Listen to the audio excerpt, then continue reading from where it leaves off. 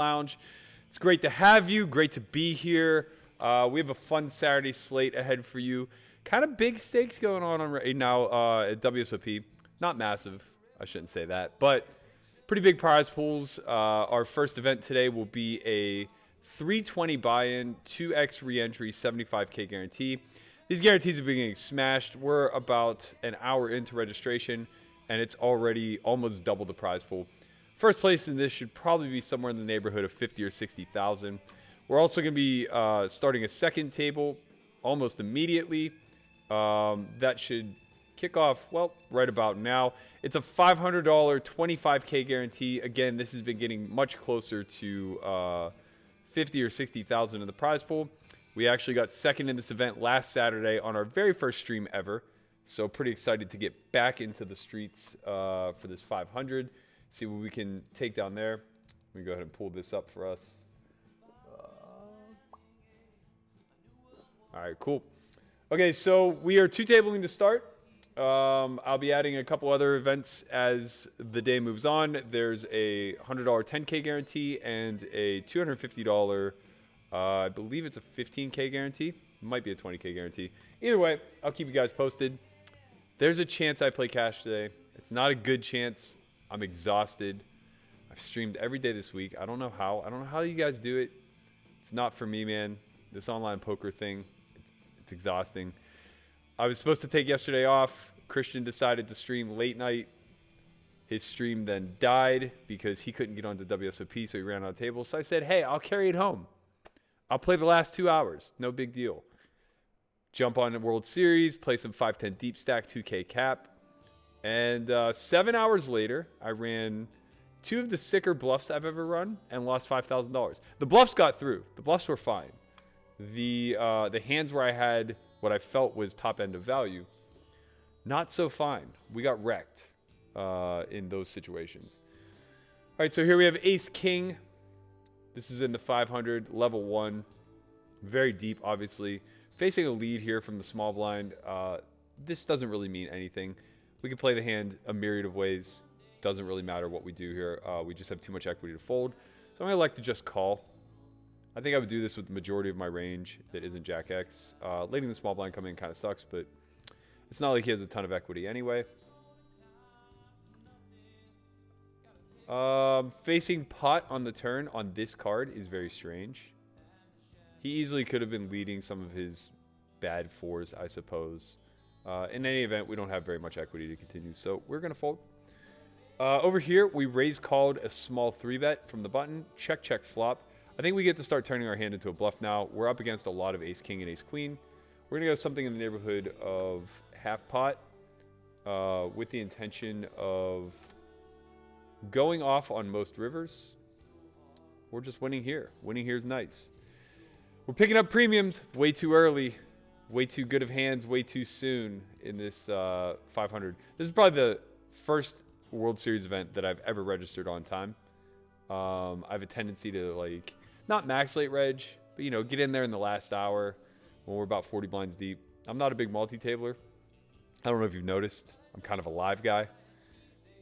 So paying attention to multiple screens at varying levels of tournaments, not exactly my expertise. I don't know what the hell this guy's doing. All right, this is twice he's led into us. Twice we have a pretty good hand. This time he's leading for pot. My hand's probably a fold in general, especially on this texture facing a small blind defend. You know what? Fuck this guy. Oh, man, I said I wasn't going to swear as much.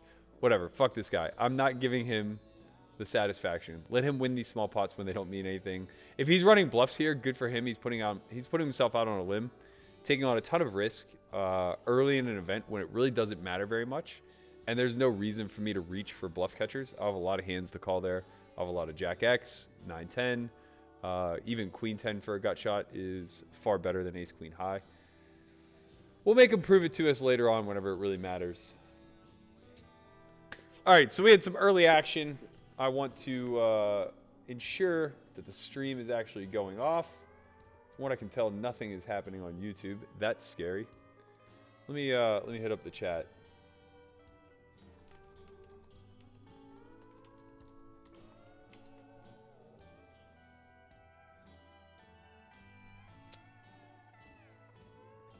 It looks like we've been live for a little over 5 minutes, so this should be out there in the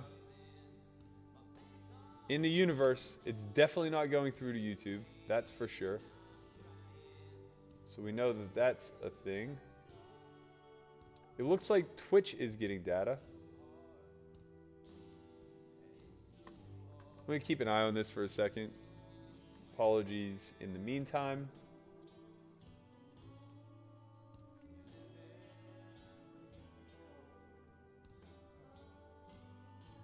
Okay, cool. It looks like we're live on YouTube. I think we're live on Twitch.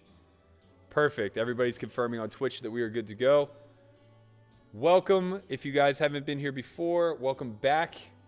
For all of those of you who've been supporting us this week, we really appreciate you guys tuning in. It's a little weird. It's a little weird navigating two different platforms. All you guys out there in the Twitch universe, tell me a little something about yourselves. You're all new to me. What up, Jeff? How you doing? Poker Chef Jeff? Oh man, this chat's gonna be hard to keep up with, I can tell already. My man, how's it going? Funk Master. Jonathan, what's going on, buddy? It's good to see you. Oh yeah, this chat is just rolling. Now I know we're live. A lot of action here early in the circuit. These guys are gripping and ripping. 40 big blind shove over an open. Seems pretty aggressive. I'll tell you what, man. I've been seeing some shit in these WSOP streets this week.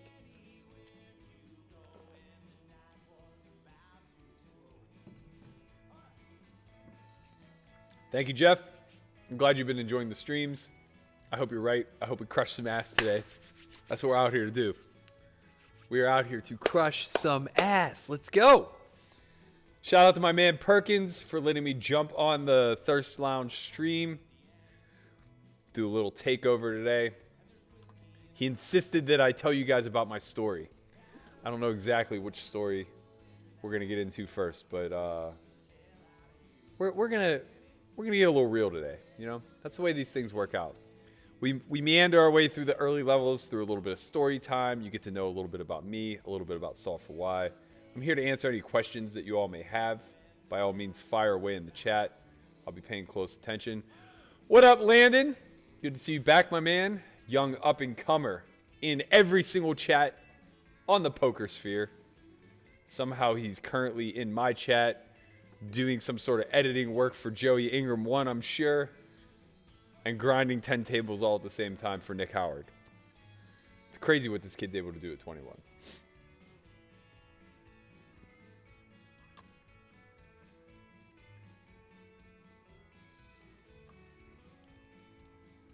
You guys missed the show last night, man. It went late. It was a random after midnight, I'm going to play a little cash type of session. We got out of line. We took this weird line where I defended the big blind with Jack 6 of diamonds. And it came, let me get this board texture right.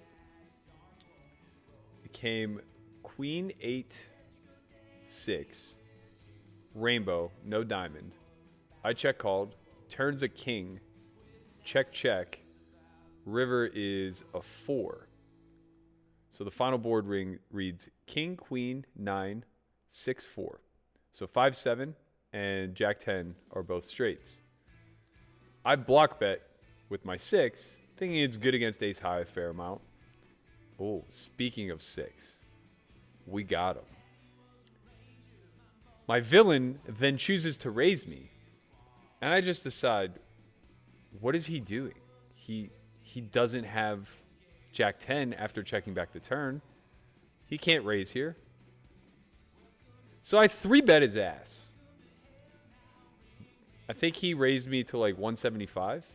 And I 3-bet him to like 500. Tanked forever. Finally, he let it go. We got him. I think he had ace king. I'm not real sure, but I think he had ace king. Speaking of ace king, I hope he has ace king, as we are set up to really get him here. So we'll have about 3/4 of a pot shove behind this bet. I'm just going to rip. I don't think he has any bet folds for this price, and if he does, they're likely to be equitable hands such as flush draws that he's making mistakes with, maybe 7-8. Not really the worst thing to get those hands to fold. Often when people have less than a pot size shoved behind, they're unlikely to bluff and only shove through with their value. And the board is likely to deteriorate for us on the river. So we're going to be all in. That 3 is a brick. Didn't change anything in our range. It could add a couple bluffs. We could be shoving like 4-5 of clubs now for an open-ended flush draw. We could have... Yeah, he's dead. And see, that's the exact river we don't want to have come off if we just call. Ace-queen can then wiggle away.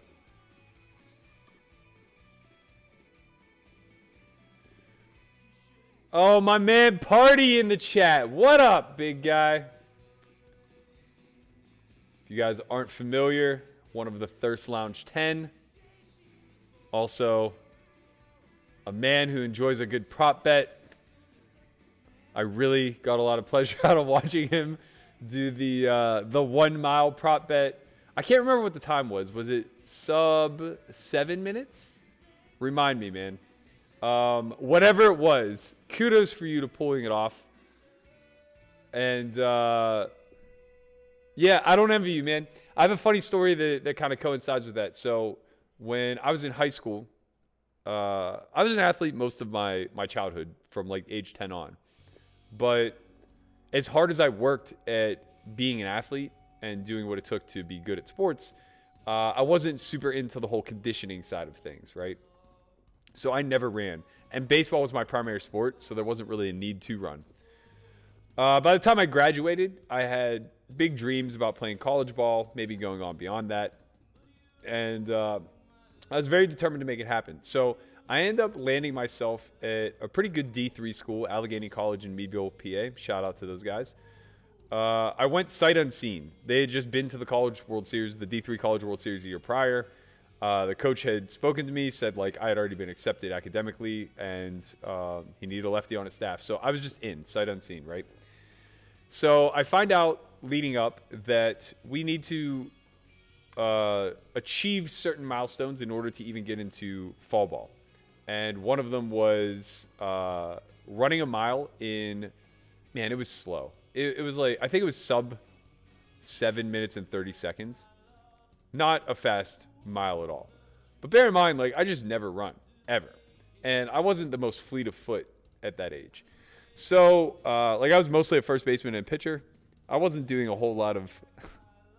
I played like a first baseman or pitcher. I had flat feet and was clunky and everything else under the sun. So, anyway, you know, I do some running over the summer, but nothing really significant. I'm just mostly lifting weights, trying to get bigger. By the time I get there, we start to do our test to get in. So we had to run a mile, I think, in under 7:30, and we had to run a 60-yard dash in like under, I don't know, 8 seconds or something ridiculously slow. To give you an idea of like how slow that is, an average MLB player probably runs it in like, I don't know, 6'4", 6'5". That might even be on the slow side. That's not on the slow side. That's probably like an outfielder's time. A first baseman's time is probably like 7'1", 7'2". So we have to run it in sub 8. Basically, you just need to be able to, you know, jog your way across the line. So we do the test, and if you fail, you just basically have to keep trying. So we take the test. My first attempt, I legitimately thought I was going to pass out on the track and didn't break 8 minutes running the mile. It was the most embarrassing thing in my life. I ended up having to work the entire first week just running miles every single day until finally, like, I got to a point where one of the sophomores kind of took me under his wing, and he was my pace setter. So when we retook the test, he ran it with me and ran it at such a pace that we knew we would break the time necessary, but it was a little bit faster than I was comfortable with. This hand is sketchy.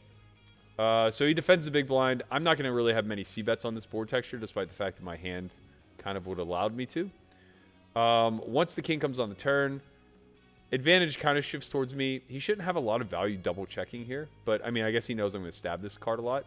Either way, I think I have enough equity that I kind of have to peel here, getting laid 2.5 to 1. That's not a bad river at all. It does complete some of his bluffs. And unfortunately, I also lose to some of his bluffs, like 6-7. He could just have 6-7 offsuit. He could have hands like... I guess I beat 10-9, which is nice. I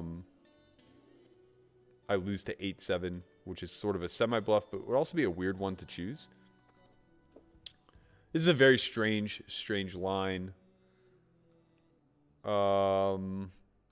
He should expect me to have trips at a really high frequency. What up, Poker Mama?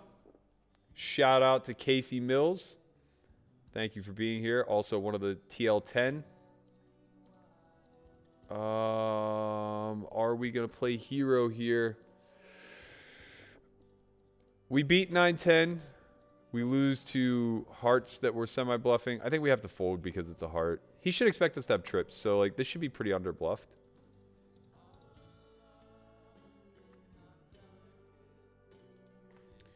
Moving on. Who else is in the chat? Fat Train, my man. What's going on? Had the pleasure of meeting him my one and only trip up the Stones. Despite that not being the most pleasant of trips when it was all said and done. Still pretty great to get to know everybody there that wasn't possible. Who else is in the chat that I recognize? We got a lot of returners on the YouTube side. What up, guys? Thanks for being back. We really appreciate you.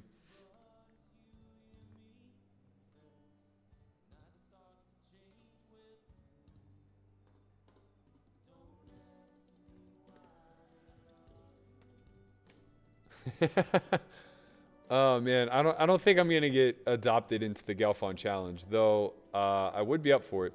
I would be a huge dog, but I do have some experience playing heads up PLO. Not that that would really matter. I haven't crushed it anywhere near, or sorry, crushed it. I haven't studied it anywhere to the near level that Galfond has, and I think that he is a very elite talent. What up, Perkins? Good to see you, my man. Thanks for the opportunity. Appreciate you stopping in. Appreciate you showing the support. My man Caleb, Poker Odyssey. Been modding this thing since day one. This poor son of a bitch thought he had a day off yesterday, and he showed up, and all of a sudden we're rolling for 10 hours. How long was that stream? At least 10, right?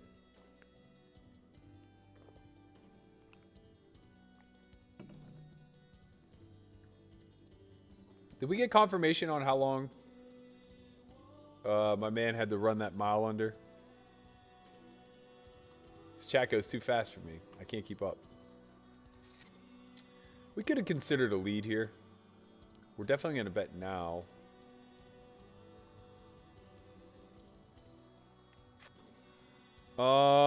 Still too much equity to fold. Although, with only 4K behind. Alright, we're still getting 3-1. I think this is a call. Just makes it difficult because we can't really bluff river.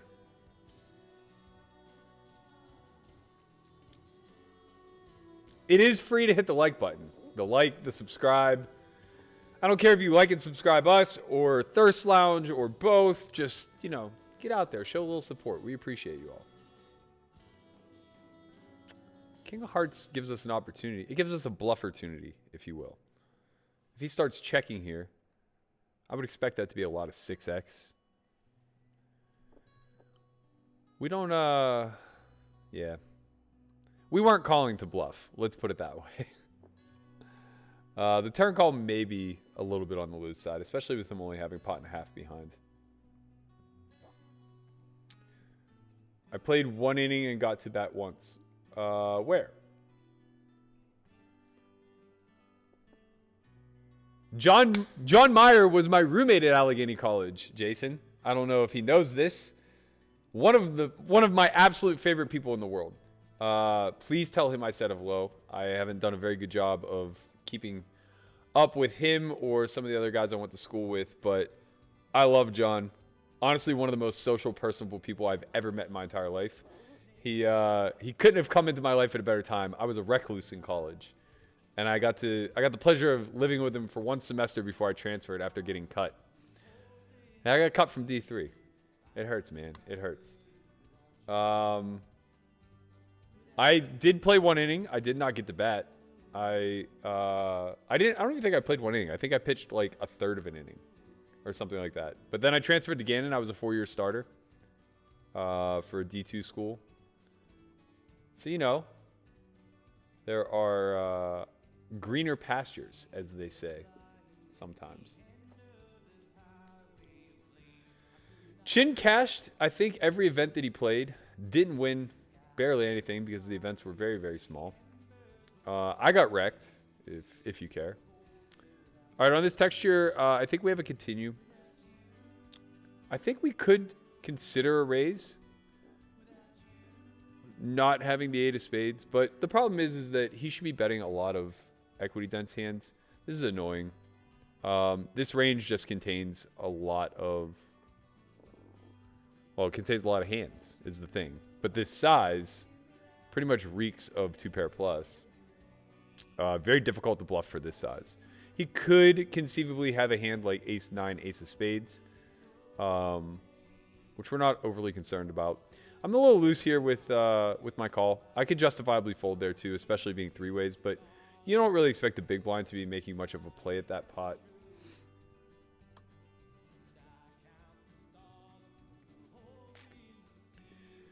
Andre Lohman says, yo, Berkey, I'm going deep in my tournament. Let's take these down together, brother. I'm with you, man. This ring keeps eluding me. I now have a second place live in a circuit event for, I think, like 200K, where I got ousted heads up going in with the chip lead. I have a 4th place on here that just occurred on Tuesday in the circuit event. I don't play a lot of them. When I do, I seem to do well, but I can't get a ring. 2 of my roommates have rings. Corey Paget, Conrad Simpson. Both of them took down circuit events. Me, I'm ringless. I haven't won a tournament since like 2003. That's not a joke either. I don't know that I've ever outright won a tournament live.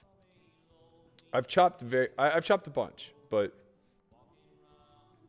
I don't know that I have a clean first place finish under my belt. I'm a cash game player, man. You know, that's just what I double back on.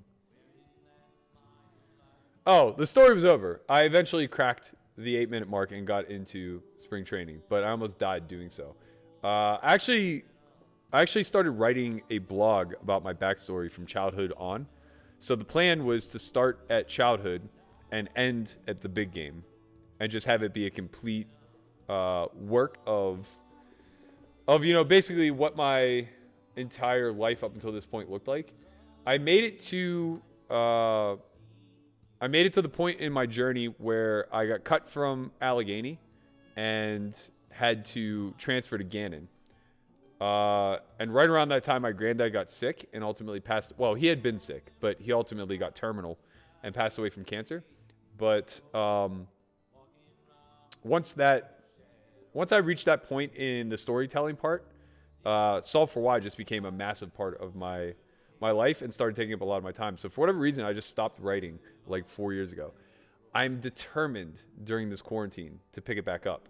But so far, I've been busier during the last like 10 days of quarantine than I think I was prior whenever I had the luxury of actually leaving my house.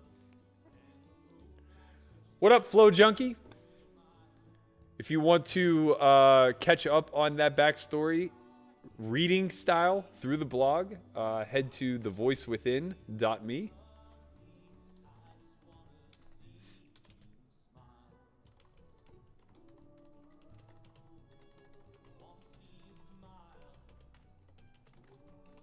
Oops, sorry about that.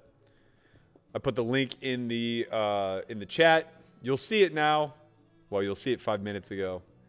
And now it's going to make sense to you, is basically the way that that's going to work. Bill, you can snipe me, man. It's fine. Perkins says, talk about quarantine plans for Solve4Y, and can I get another 2 t-shirts? Yeah, man. We got to get you the updated logo. I messed up. DM me. Shoot me your address, wherever the hell you are now. St. Kitts, Houston. I don't know, man. You're globetrotting in the middle of a quarantine. It's impressive how you pull this off. Yeah, we got big plans for Solve4Y moving forward. Super interested in hearing everybody's feedback for those of you who've been following along. Effectively, this quarantine, it's going to hit everybody pretty hard, I think. I'm kind of projecting that we're going to be in pretty big economic turmoil for quite some period. I don't think that we are going to see an end to this. I don't want to call it mandatory lockdown, but this like semi-mandatory lockdown, right? I imagine that we're not going to see any group outings for like, I don't know, 6 to 9 months. We might not see non-essential businesses return to work for 2-3 months. I'm not sure. But what I do know is that we as a business have a duty to kind of get ahead of this thing and remain loyal to our clientele throughout all of this. So obviously, with live poker being shut down for the foreseeable future, with expendable income being a little bit on the short, we wanted to do something that would give everybody a chance to have wide exposure to Solve4Y, still allow us to do what we do best, creating content, creating learning metrics, and keeping everybody prepared and ready for whenever live reboots. This is an annoying spot, man. Thing is, when he chooses not to bet the turn, it's pretty tough for him to have nothing, and that's all we beat. We're going to lay it down. I could have considered leading turn. I think that would have been very reasonable. We still probably get called by ace high and have to check fold, but I'd feel better about it. Anyway, during this downtime, what we want to do is scale way back. We want to effectively put the company in sleep mode, if you will, as far as, or hibernation mode, as far as like how much we are utilizing from a resource standpoint, but we don't want to reduce much of the value that we're offering to our customer base. So the idea is that we're going to scale way back on labor. We're going to scale way back on production. We are still going to release a lot of content. It's just going to be a lot more on the cheap and free side. So first plan of attack is we are going to keep up our YouTube schedule. Every Monday will be the vlogcast. Every Friday will be Poker Out Loud Student Edition until the end of May, which is when I think that those finally run up. Or maybe it's the end of April. I'm not sure. In any regard, we're going to keep cranking out these streams, putting out as much free content as we can. As far as Solve4Y TV goes, we are going to scale way back. So currently we're releasing content about daily. I think we release 5 or 6 videos a week.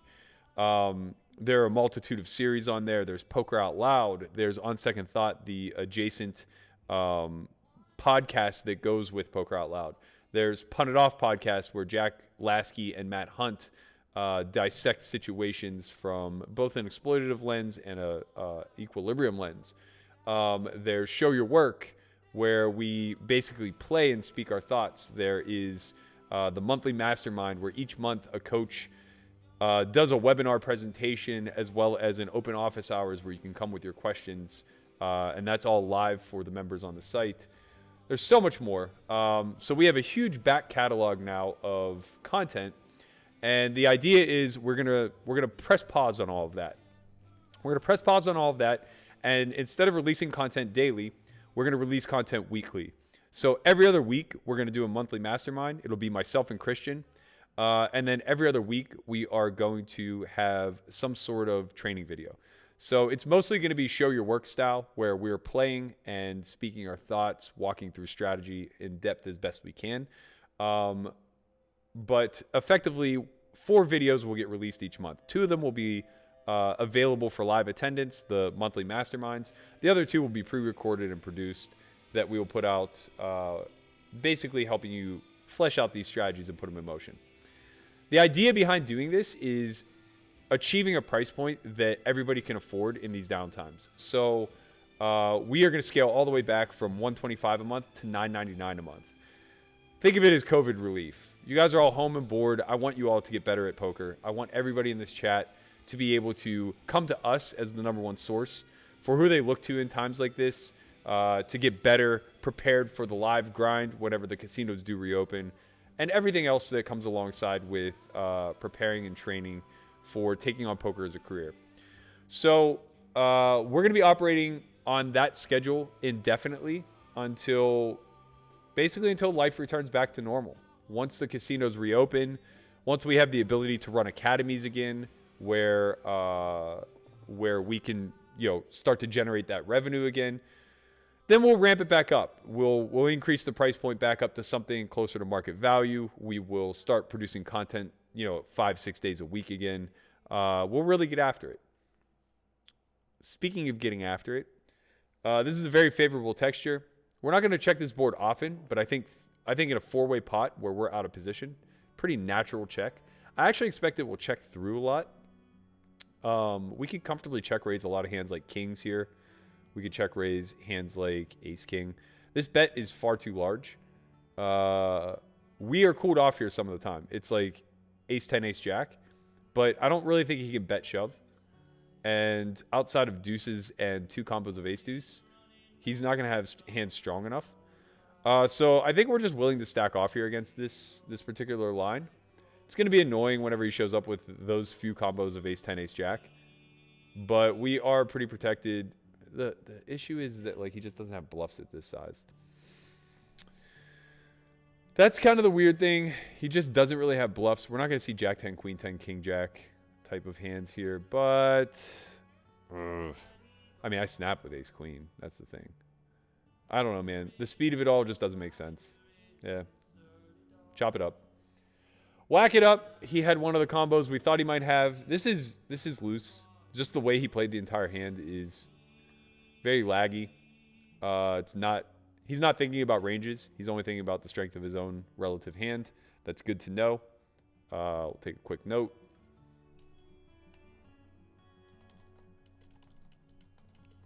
So yeah, continuing down the path of what we have in store for S4Y. Alongside of all that, we are going to do one final course prior to... so this is all going to start taking place May 1st. Then we're going to scale everything back. We have a course that launches on Monday. It's going to be live. Consider it poker school of sorts. So every day for the next 4 weeks, Monday through Friday, we are going to teach a 3-hour lesson. And the way that that's going to work is Monday and Wednesday, we're going to lecture. And we're going to be teaching to the first principles of poker. So we're going to be talking about effectively most of the math that drives the game. So we're talking about things such as the pot odds model, how EV and equity shape our decisions anytime we are trying to implement strategies. Effectively, what are the different betting strategies that we can employ based upon board texture, based upon stack depth, based upon our hand candidate, our range, our position. All of these things are going to dictate, or all these things do dictate, how we make decisions at the table. Then on Tuesdays and Thursdays, we're going to demonstrate how to implement that type of thinking. So we're going to utilize solvers to basically implement lab work. We'll be using the simple products, so simple pre-flop, simple post-flop, simple 3-way. We'll also be using some range trainers, which will be pre-flop plus and post-flop plus. Shout out to my man Ilya out in Australia, the creator of pre-flop and post-flop plus. He's a member of the S4Y community. Always been very gracious to us. Offered us a nice discount for anybody who signs up. And then on Fridays, we're going to do a review. So we'll have a worksheet that everybody's working on throughout the course of the week. We'll review that on Friday. We'll set aside some time, about an hour at the end for Q&A to make sure that all of the lessons from the previous week have distilled down and everything builds upon one another. So we really are trying to take this from the ground up approach where, we're just really trying to teach the first principles rather than to tactics. And I think that that's where the market often gets it wrong. I think the majority of training sites are just constantly feeding you another tactic, right? Here's a range that you can 3-bet under the gun versus under the gun one versus under the gun. Here's a range of hands that you can open in middle position off of 100 big blind stack depth. Don't call pre-flop, 3-bet or fold. Don't limp pre-flop, open or fold. You know what I mean? Like these tactical approaches don't really have a why attached to them. So they kind of go naturally against the grain of what it is that we're teaching to. And our whole philosophy is just kind of demonstrating, like I said, from the ground up, any and all strategic options are available and figuring out why one is better than the other. And almost certainly that's going to be attributed to EV. So the more intimately you understand EV, the better you'll be able to make these decisions in real time. And hopefully I'll be able to talk you through some of those today. Wednesdays, Mondays. For those wondering about the music playing, this is one of my favorite bands on earth, Leroy Towns, a.k.a. Leroy Towns Band, a.k.a. Leroy Towns and the Lone Stars. They went to high school with Brent Hanks, one of my first roommates out here in Vegas. It's all I'll ever play on stream. YouTube demonetizes us when we play music, so if they're going to take our money, I want it to go to my friends over at the Leroy Towns Band.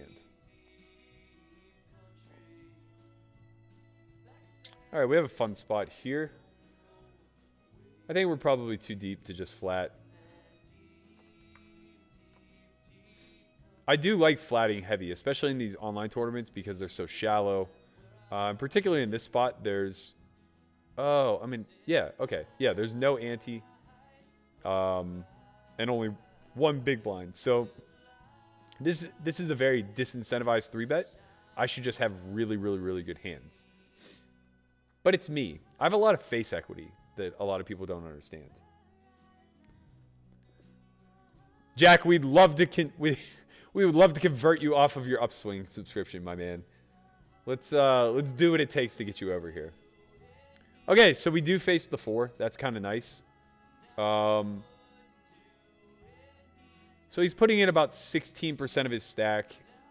It's very, very difficult for me to make a non-committing 5-bet. So I'm just going to call, and we're going to play post. There's really no choice.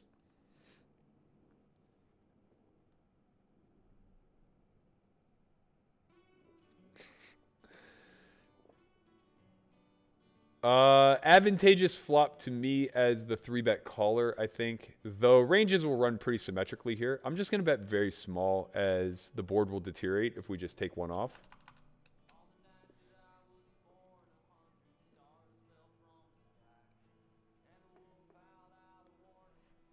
Yeah, no shit, I was beat. Don't tell me what to do. I had top pair. I'm not folding my goddamn hand. These guys want to get out of line. I'm going to punish them for it. Speaking of out of line, what do we think we ran into here? Has to be kings, I guess. Am I ever just calling? I mean, he'll be getting like 4-1. He can't fold.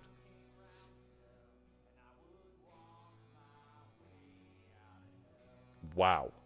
Wow. God damn it. Serenity now. Serenity now. That's what we like to call an overplay. So this is why strategy just like almost doesn't matter. I'm explaining all the reasons why I almost should just flat my hand pre, because like this range just is heavily disincentivized to 3-bet. There's only one big blind. There's no ante. Yada, yada, yada. Instead, sixes doesn't acknowledge any of that. Finds a cold 4-bet, or not a cold 4-bet, but finds a 4-bet. Then finds a check raise call off on the old 9-8-5 board with the sixes. God bless this site, man. WSOP, they have done it. They've managed to find some of the best in the world. And one of these days, we are going to navigate this minefield and take one of these events down. One of these days, man. I promise. In for 1,000. Here we go.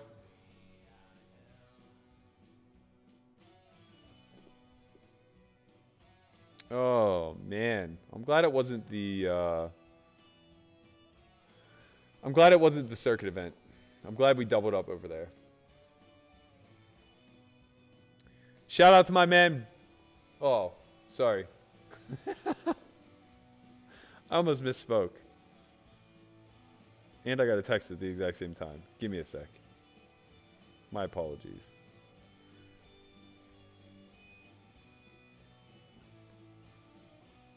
Okay. Sorry about that. Shout out to my man Brad at Enhance Your Edge.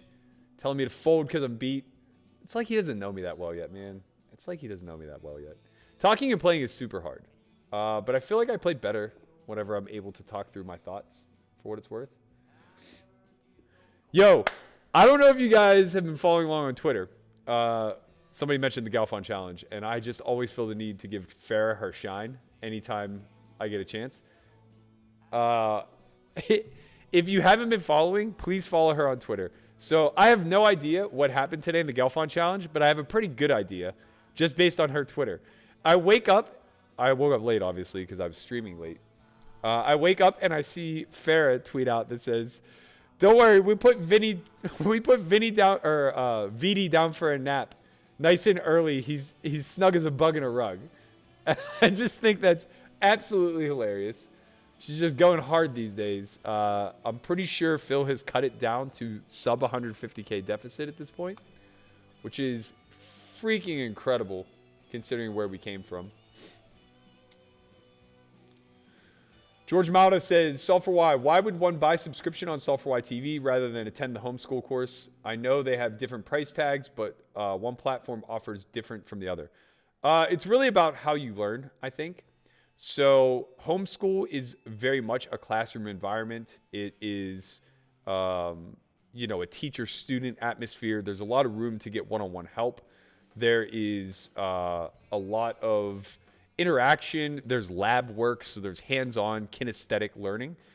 As far as like S4Y TV goes, you really have to be able to listen to a video or watch a video and learn from it, right? You have to be able to take in all that information and parse it down to strategy yourself. So training sites in general are for the person who can self-teach. Courses, particularly live ones where they're interactive and kinesthetic in learning nature, are for people who struggle a little bit with the self-teaching mechanism, right? So you'll get a lot more hands-on teaching. You'll get a lot more, I don't want to necessarily say one-on-one because it's a big group, but you'll get a lot more small group training, right? So there'll probably be a lot of situations where we're only speaking to 5 of you at a time. Like we're going to split people up into group work every Friday, give everyone a week to complete that group work, and then we'll be talking about it the following Friday.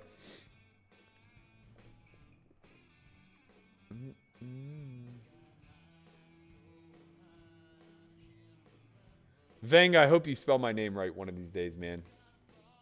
I hope you spell my name right one of these days. What up, Sheffield16?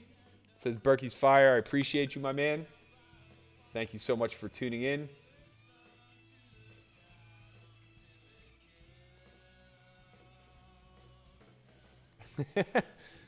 Oh, Clem Butt. How you doing, my man? I hope to see you at the final table. I really do. This is a hand that I think can go either way. I don't mind working into 3-bets when we're a little bit deeper. We're just about 45 blinds effective. Pretty tough for him to just 4-bet rip. Clembut, I like that your name is Big Bang Theory for the win. People hate that show in my circle, but I actually quite enjoy it. I won't lie. Really, really, really tough spot for 8-9 on this texture. I think we kind of have to shut down a little without backdoors. We'll get a little bit of protection on the jack because we have full ace-king combos. So we will be able to extract value from worse. Doesn't really matter when we face half pot. This is just going to smash this range. It actually smashes my 3-bet range too, which is why it's okay for me to just check fold. Over here, we're facing a big blind defend. No need to go big, but we definitely need to get a second street of value, especially now that spades become present. A lot of his flop floats will include backdoor flush draws, gut shots, straight draws, things of that nature. He will have some 5x. Nothing we can really do about that. He should expect us to be pretty much in full-on bluff mode. So we're going to continue to play this hand the way we would play both our bluffs and value in range. And that would be as if we have a strong 1 pair, so a 10 or better. We're effectively targeting a lot of ace highs, a lot of potential missed bluffs, or hands that could potentially turn themselves into bluff, like 6-7, ace deuce, ace 3. So we're going to go something in the neighborhood of 60% seems about right.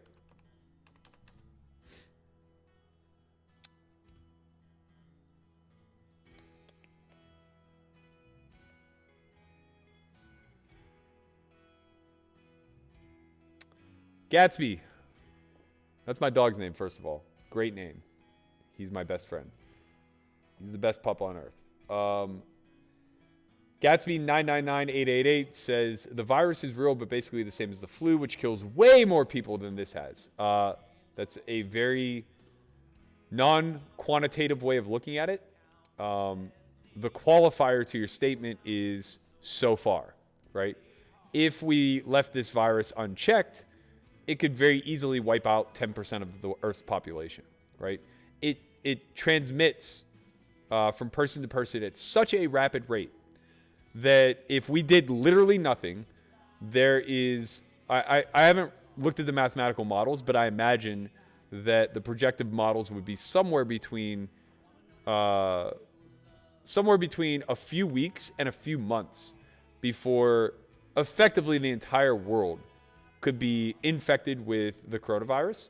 And the reason why that's a problem is if everybody got infected, now all high-risk people would be extremely likely to die, if not guaranteed to die. Because if everybody on Earth was infected at even remotely close to the same time, what we would have is a massive shortage of medical supplies. And now those who aren't even high risk, that are just ill with something else, be it, hello, that's a great flop.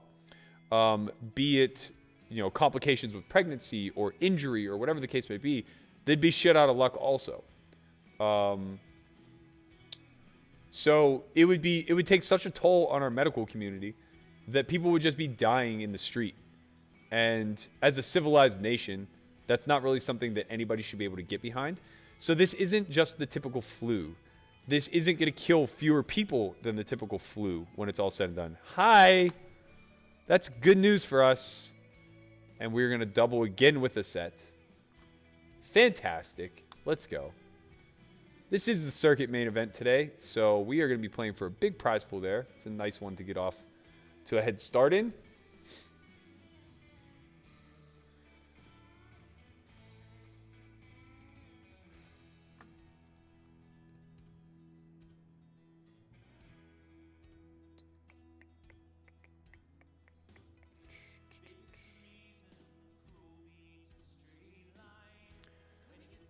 Terrorizer Poker says, by the way, what was your nickname on Full Tilt Poker Days, Berkey? And did you play cash games? Not sure if you told somebody this before. Just wondering if I ever played with you. I was Berkey11 on there. I played a lot of heads-up PLO up to the 510 level. But I also... That was only until like 2009. I mostly played MTTs from like 09 until Black Friday. Oh, man. Venny rage quit today. I didn't know that. That's fantastic. Let's go. Courageous Leveling said, S4Y is great entertainment for their peers. I don't know what that means. It sounds like it might be a shot. I wish you well, brother. Poker Pro Eric says, Galfon getting wrecked for 6 figures. I feel like you haven't been watching, man. I feel like I feel like that's a quick glance at the scoreboard and not necessarily paying attention to the details of what's been going on. But hey, to each their own.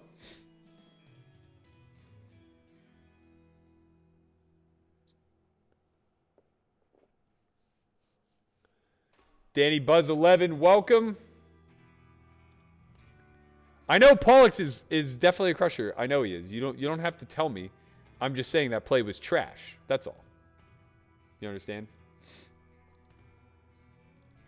Everybody's entitled to trash plays. I made one with Ace 5 earlier. It is what it is. He did wreck my soul. He found that 7 ball. What can we do, man? What can we do? Wow, down to minus 154. This is crazy, man. He might do it. I'm so excited for Phil. Honestly, it's crazy. I don't fanboy over anybody. And I don't even fanboy over Phil, to be honest. It's just, I have such a tremendous level of respect for him and what he's done for the community as a whole that it's impossible to root against him. It truly is. It's just like, if there's somebody that you want to see be on the right side of history, Phil Galfond comes to the forefront of the list. And there's just no... You can't write a script like this, right? It's like, if he takes a week and a half off, or however long it was that he took a break, comes back, makes $1 million recovery, and salvages the side bet? Like, what? That's the poker news we've all been waiting for. This is the drama we all signed up for, you know? Can I purchase the homeschool course separately to learn on my own time? Absolutely. Anybody who enrolls will get access to download the videos. They'll have them indefinitely forever, hence indefinitely. Pardon me, not great with words, as you've all come to know. Can I just do the $9.99 course, or do I have to sign up for the site? There is no $9.99 course. $9.99 is what the site will be starting May 1st. There are courses on the site that you're welcome to engage in. The homeschool course is $2,000. You can find that in the description below on YouTube, or just head over to S4Y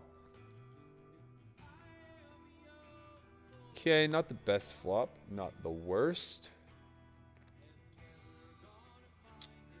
I'm a pro member at Red Chip Poker. Love Soto. Does he have a lot of content at S4Y? He does. Christian is one of the main contributors to the site. He is a co-founder and my PIC, if you will. As far as developing strategy, he has a hand in just about everything. I know Vang's trolling me. He emailed me and called me Mark Barley.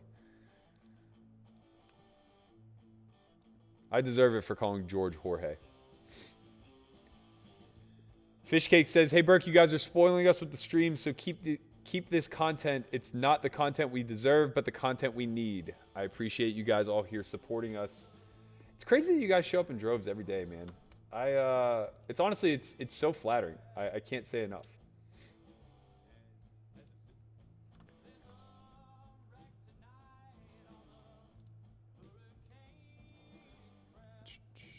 Sorry, just getting caught up a little bit on the chat. You guys crush me, man. Be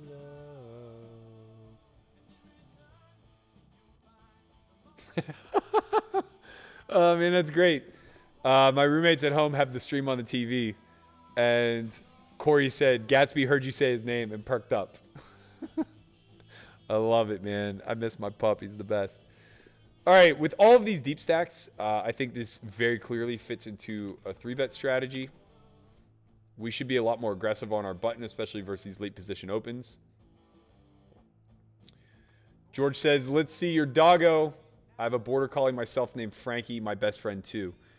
Very good flop for us. SPR is a little weird at 3. We don't really want to get check shoved on, as he will have 10 advantage. So we're very happy to check back nut flush draws here. Peeling a heart is real nice. Peeling a 10 is nice too. We're pretty far ahead of range. I think we get to bet small here. There's merit to shove, but it's unnecessary. I think we're drawing live to both our flush, obviously to our ace. Our 7 could possibly be good as well. So we're just going to peel. His ace highs have no incentive to bet the turn.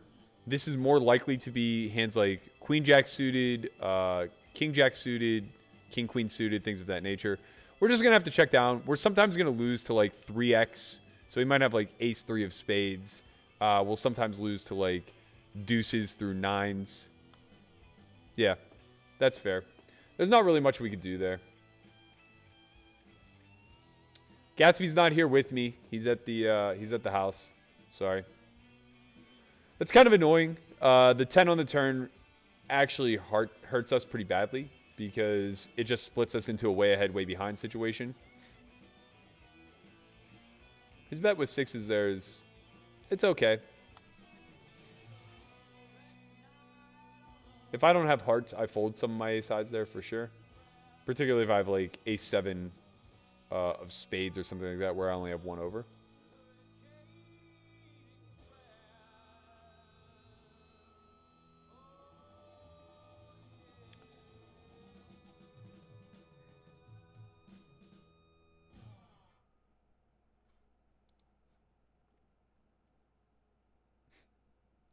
Brog just always wants to talk about hallucinogens. That's literally all he wants to talk about ever. Just psilocybin, LSD, doesn't matter. That's all he wants to talk about, man. Swine Flu asks, why did you start... I think he meant to solve. Why did you start Solve for Why? That's a great question. I was hesitant. Let's start there. Christian actually really twisted my arm, but I started coaching in 2012. I was lucky enough to be brought on by Jason Somerville to help coach Russell Thomas at his main event final table. And I really loved everything about it. I loved the preparation process. I loved the way that Jason approached the opportunity, where he recognized it was a huge opportunity to capitalize on a once-in-a-lifetime black swan event. And all of that really resonated with me. I felt like poker players just didn't do enough of it. I felt like they just mostly flew by the seat of their pants and were too often just feeling their way through the moment. Shortly thereafter, I took on Christian as a student, and he really drove me in a lot of ways. He challenged me to challenge him, basically. You know, he had a lot of very poignant questions that I enjoyed answering. We worked very hard and diligently on trying to communicate strategy in a way that was able to be easily intelligible to any live pro, particularly. So fast forward to 2015. At that point, I'd been playing the big game for like 2 years. I started off on a $3.5 million upswing. Then I went on a $5.5 million downswing. And I was just at the end of my ropes. And as that happened, my mother passed away from an overdose on drugs. And then shortly thereafter, my grandmother became terminal with uterine cancer. So within the matter of like 6 weeks, I lose my mom to her battle with addiction. And my grandmother, who's in mourning from having lost her daughter, gets told that she has like 2 months to live. So I drop everything. I head home. I become my grandmother's caregiver for what ultimately turned out to be 4.5 of some of the best time that I spent with her. Even though, towards the tail end, she was pretty lucid and not exactly all there. It was one of those things that I really appreciated I was able to do. I was happy that I was able to press pause on life and be there in her moment of need. Well, during all that, Christian and I were still working pretty hard together, but more specific towards my own goals at that point, because I was buried in makeup and I felt like this huge opportunity of playing in the big game was slipping away from me. So we really refocused the way we were training. We really dug in deep to what we knew for sure about the game, about the lineups that I was playing, the stack depths, just analyzing everything from basically a broad stroke point of view down to the narrow. And I had been doing a lot of over the course of like 5 or 6 years at that point. I've been doing a lot of self-discovery, a lot of self-actualization, and one of my favorite, thought leaders that I follow is Simon Sinek, and his message is start with why. And that just really resonated with me. It felt like taking that sort of, process-oriented thinking and root cause analysis to a game as complex as poker could eventually lead to answers that were easily communicated and able to be distilled down into a functional strategy. So that was what we did. And, over the course of like the next 6 months, I went on a raging heater. I ended up chopping a 25K high roller in December I got the lion's share for like 350K. I then had an opportunity to play in the Super High Roller Bowl 2016 early, so May of 16. I trained my ass off leading up to that. We put together a production crew. We made Dead Money, which is now a documentary that I'm very proud of on PokerGo. And I just won nonstop. So from October of 2015 until the summer of 2016, I just couldn't be beaten. I won like 24 of 27 sessions. Ultimately, my highlight being getting 5th in the Super High Roller Bowl for 1.1 million and clearing makeup. So, what was once an insurmountable amount of debt 7 to 8 months ago of 5.5 million was suddenly erased, and I was 500K in the plus. And at that point, we just realized we had something. It was like, we can help people, particularly the 510 grinder who once had a trajectory to playing higher stakes, but now is on the path to regression, where poker is getting harder and harder every day and they don't know what to do. They're more likely to be playing 2-5 a year from now than they are to be playing 10-20. We really felt like we could target that market and offer something unique with the academy, where they come in for 3 days. I teach them the entirety of not just my strategy, but how I arrived at my strategy and the process behind it. And it just bloomed from there. From there, we were able to reach scale with the academy. We started running 7 a year with 2 tables, almost all completely sold out. We then launched S4Y TV. We really got hard into the idea of marrying entertainment with poker content, or not poker content, but poker training, making poker training fun, effectively.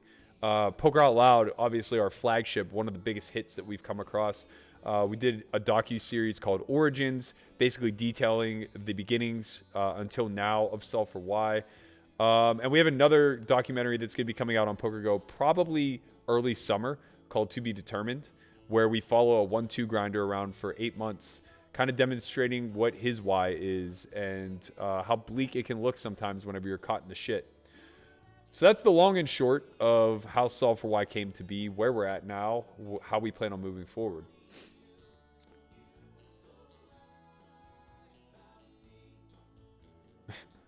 Mark Robinson says, stick to poker, Berkey. What you're saying is absolute garbage. Where are you getting this information from? 8 million people a year die from smoking. That's a whataboutism, man. What does that matter? What does smoking have to do with the flu? What does smoking have to do with COVID? I'm getting this information from the math, the extrapolation of the doubling effect. If I get 2 people sick every single time that if I have COVID and I get 2 people sick and then they get 2 people sick and then they get two people sick, the exponential growth is rapid. And if we infected the entire world, billions of people, and 10% of them are high risk, that 10% is going to die. And you know what? Not just that 10%, more than that 10%, because the medical community will be out of resources. It'd be like if everybody went to take a drink of water at the same time. We would very quickly run out of fresh water, right? You need to replenish resources in order to continually keep a system afloat. We wouldn't be able to do that if everybody was sick at once. That's the purpose of slowing this growth.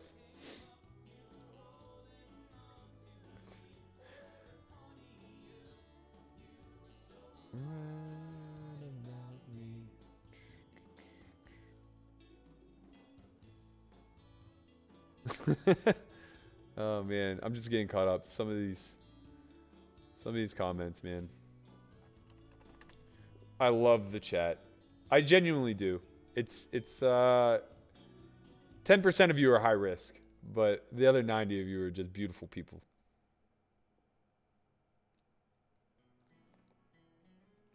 Yeah. Get him, Caleb. Hit that mod. Crush these guys. How did Cash go yesterday? I feel like I played really well. It was a really great stream, but I got wrecked. I lost pretty much all the big spots where I was at top of range. And then I won all the big spots where I was at bottom of range. Unfortunately, those spots tended to be smaller.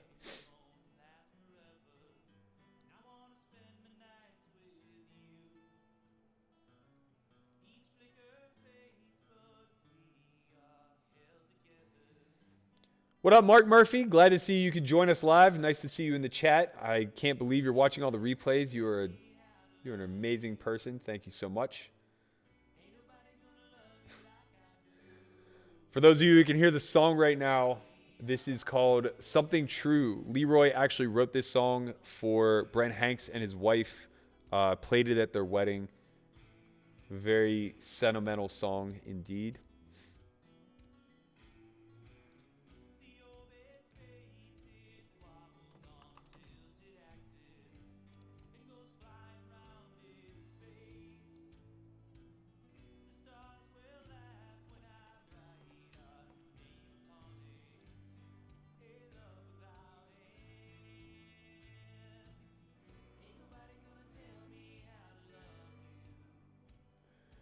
What up, Craig Thompson? Says finally made. What up, Berkey? Finally made one of these streams live. Got you in the background as I grind mid stakes heads up PLO, baby. Poker Boom is back. The games on Bodog and my local Canadian site are like the mid 2000s. Happy to hear it, man. Hope you smash. I do have a very sentimental place in my heart for heads up PLO. It is the ultimate D-Gens game. Sujay says, do you miss Permane Brothers? I don't. I miss Pittsburgh terribly. I hate garbage food, though. And especially, like, all the food, all the amazing food that Pittsburgh has to offer. I mean, it's such an ethnic city, right? There's so much great Italian food, so much great Greek food, and Polish food. I mean, the best pierogies. Just the best pierogies. We're going to go for it here. No shock. I think 47.50 feels good. Feels a little committing.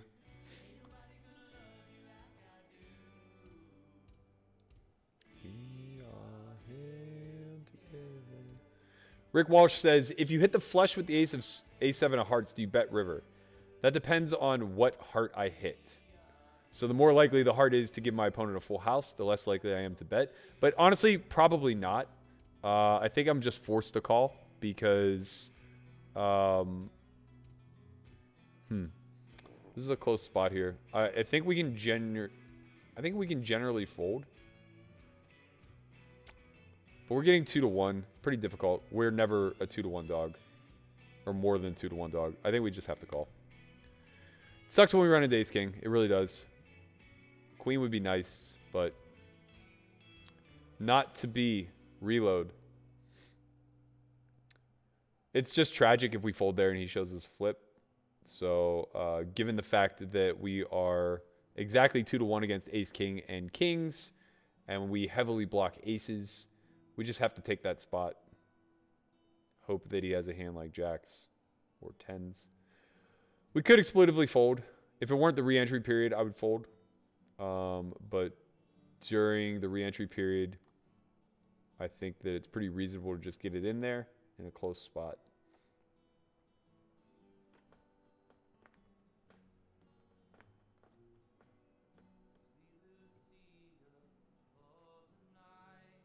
Get him, Lily.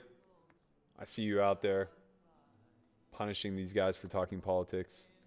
Boy, that's going to come off really late. I'm way behind. Sleeping on the...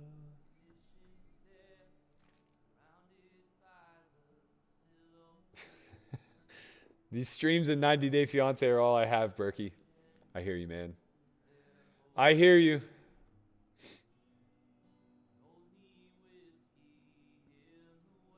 Yeah, man, let Mark talk. Who gives a shit? Let everybody see how silly he is and what he's saying.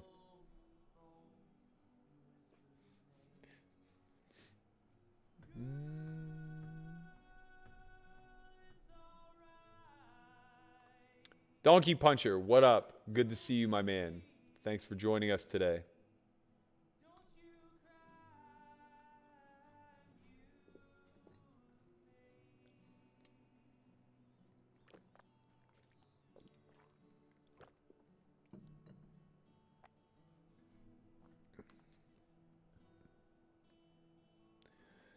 Well, we got to get to work now. We got those two early doubles. They got squandered. A very unfortunate spot. Does the WSOP site ever do 10-handed? No, they do not. They do a lot of 8-handed, actually. Zamansky Binks says, hey, been enjoying these streams. Thanks, bro. You're very welcome. Thank you for tuning in. Smash that like button if you haven't already. We need the support. It allows us to keep running these streams. Thank you guys so much for tuning in.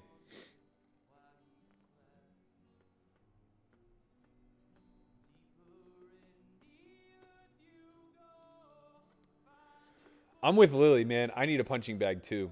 If I don't do something active soon, I'm going to lose my mind. I've been in this chair way too much. I can't feel my legs. I got to start taking breaks too at the top of the hour. I'm 0 for 2 so far. Oh, I guess only 0 for 1.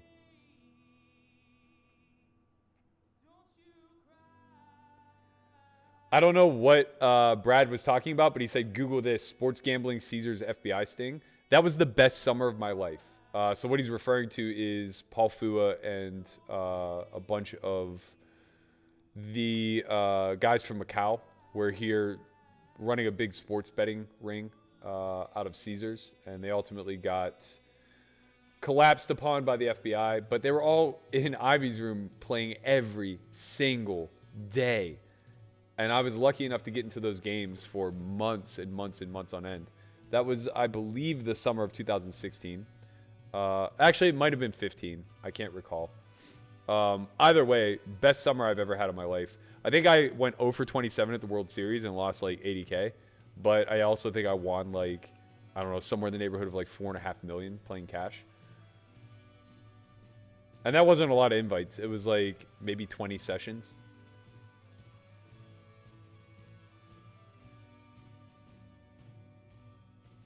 Oh, okay. So I missed your question earlier. He said, how did you feel when the news hit the wire about the sports betting sting? What were your thoughts?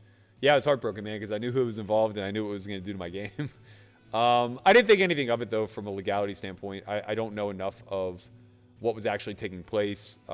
Best I can understand, those guys are all pretty good actors in general sense. But then again, I don't know anybody for anything. So, you know, it kind of is what it is. We flop a lot of equity here. Nice to see him check back. Tough spot versus small blind. I expect to bet here a lot. That's great. We're really happy to check this down. Linsanity shouldn't start betting now by any stretch.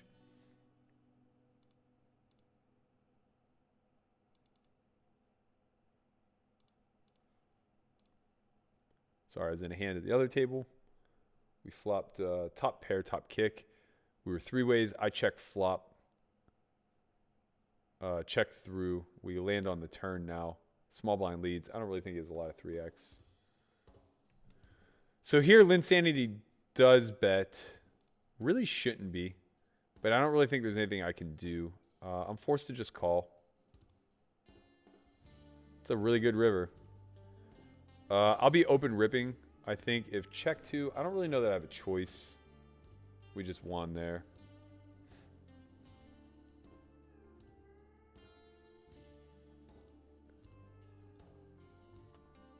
This is a flush. This is a flush a lot. So this is Jack 9 of clubs, and it is the nuts. And like, that's it. But we have the second nuts. There's nothing we can really do. We're just going to have to be all in. Very unfortunate. It could be 6-7 of clubs. That hand makes sense to not bet turn. 6-8 of clubs. 7-8 of clubs. 9-8 of clubs. Okay, so we beat a fair amount.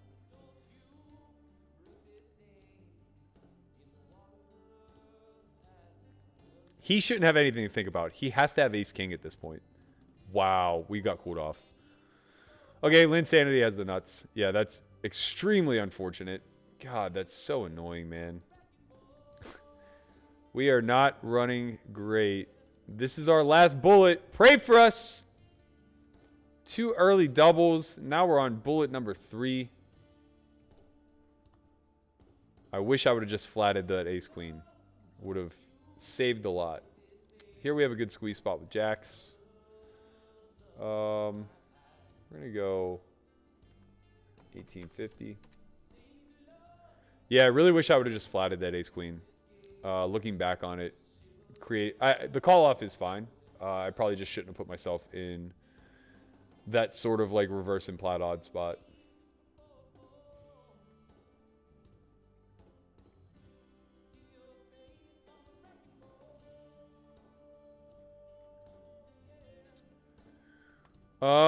Bit of an awkward spot. We don't really need to protect much. So we're just going to check.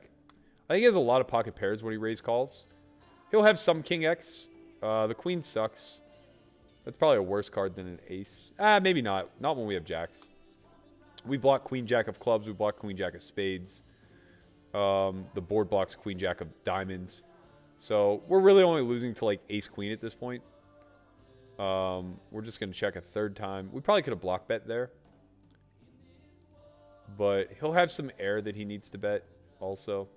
I don't expect that he's clubs very often. A big bet wouldn't make very much sense at all. He doesn't have a lot of value or bluffs. So something in the neighborhood of like 2K would make the most amount of sense. And is a size that we should consider calling for sure.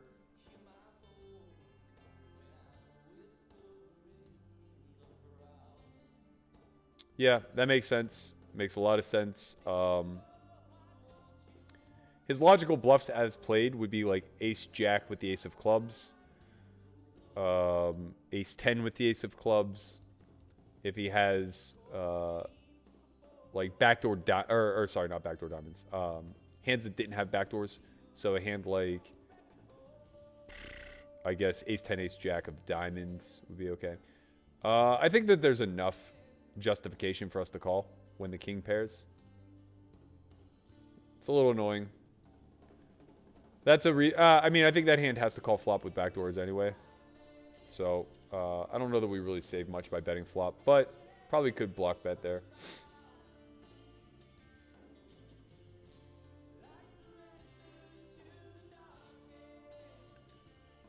In this water.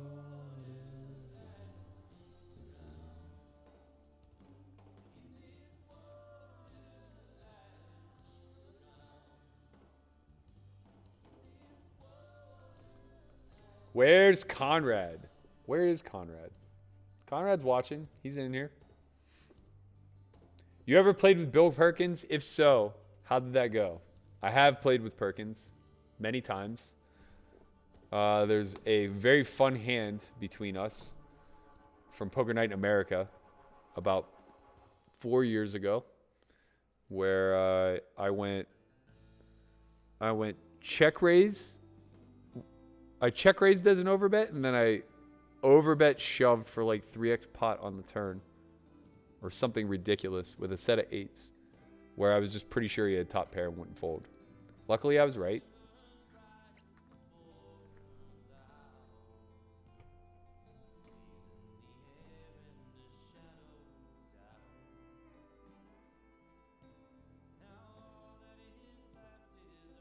Wow, 2014. My goodness. Time does move fast.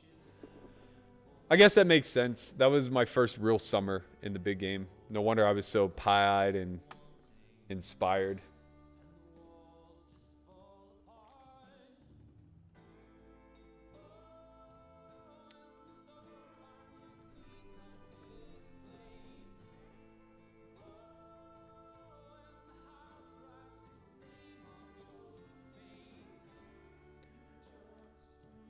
I don't know anything about this. Alex Duke says, what do you think about the guy who scammed 40 million from Party Poker who could see everyone's cards and just got warned without charges? I assume that you mean you're not talking about Party Poker, that you're actually talking about Absolute Poker, and you're talking about Russ Hamilton, I'm guessing. Because that's the only story that I know of where that was ever a thing. He was pot ripper on there. Had access to the back end, yada, yada, yada. Don't know of any of these allegations happening on whatchamacallit, on Party Poker.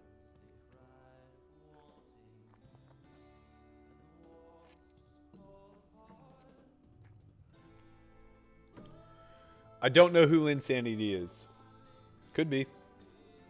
Rick Vaughn says, is that Lynn Sanity who made a deep run at the WSOP main event 7 or 8 years ago? No idea, man. What's his real name? I'll tell you.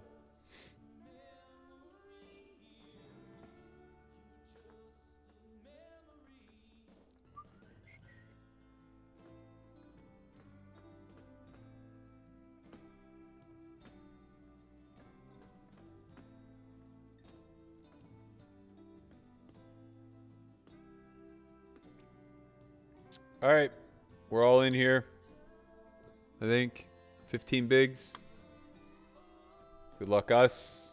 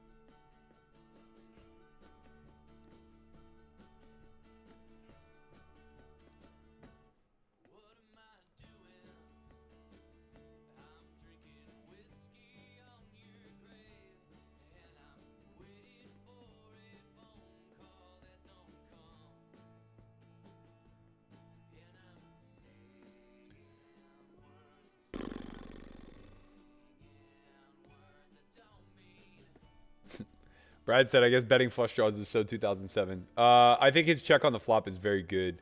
Queen Jack high boards facing a small blind defend is just a really bad spot to be betting ace high type hands. That said, I think his turn bet is tragic. I don't know what he's hoping to accomplish. He's definitely not folding out ranges just because they check twice. Makes no real logical sense. Very fortunate and fortuitous river for him. I think we can just raise here. Limping is actually an option, I feel. Hand plays pretty well post, though, especially on this texture. So we can take two approaches. We can bet very, very small, or we can check back.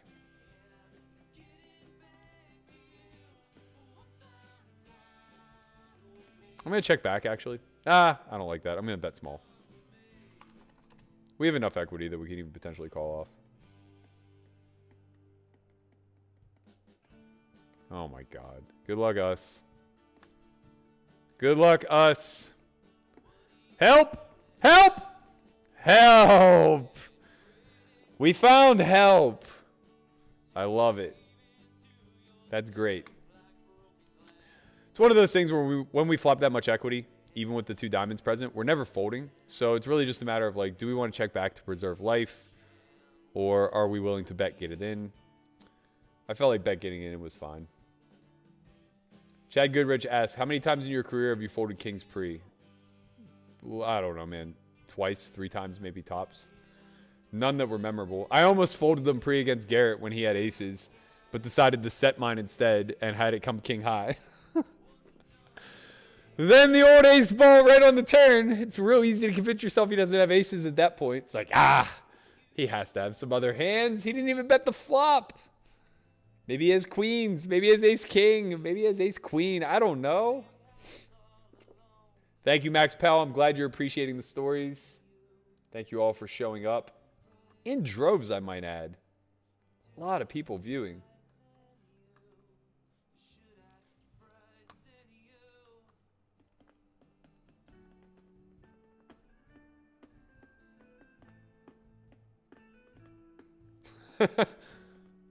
Conrad's got a burner account. That's shady. That's some shady shit, man.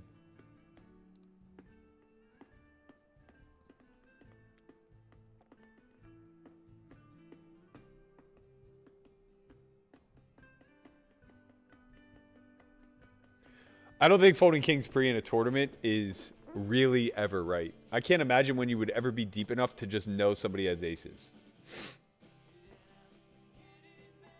I did play kings pretty timidly 2 years ago in the main event. I ended up finishing day 1 almost chip leader. I think I was like top 5 in chips. I just had a wild first table.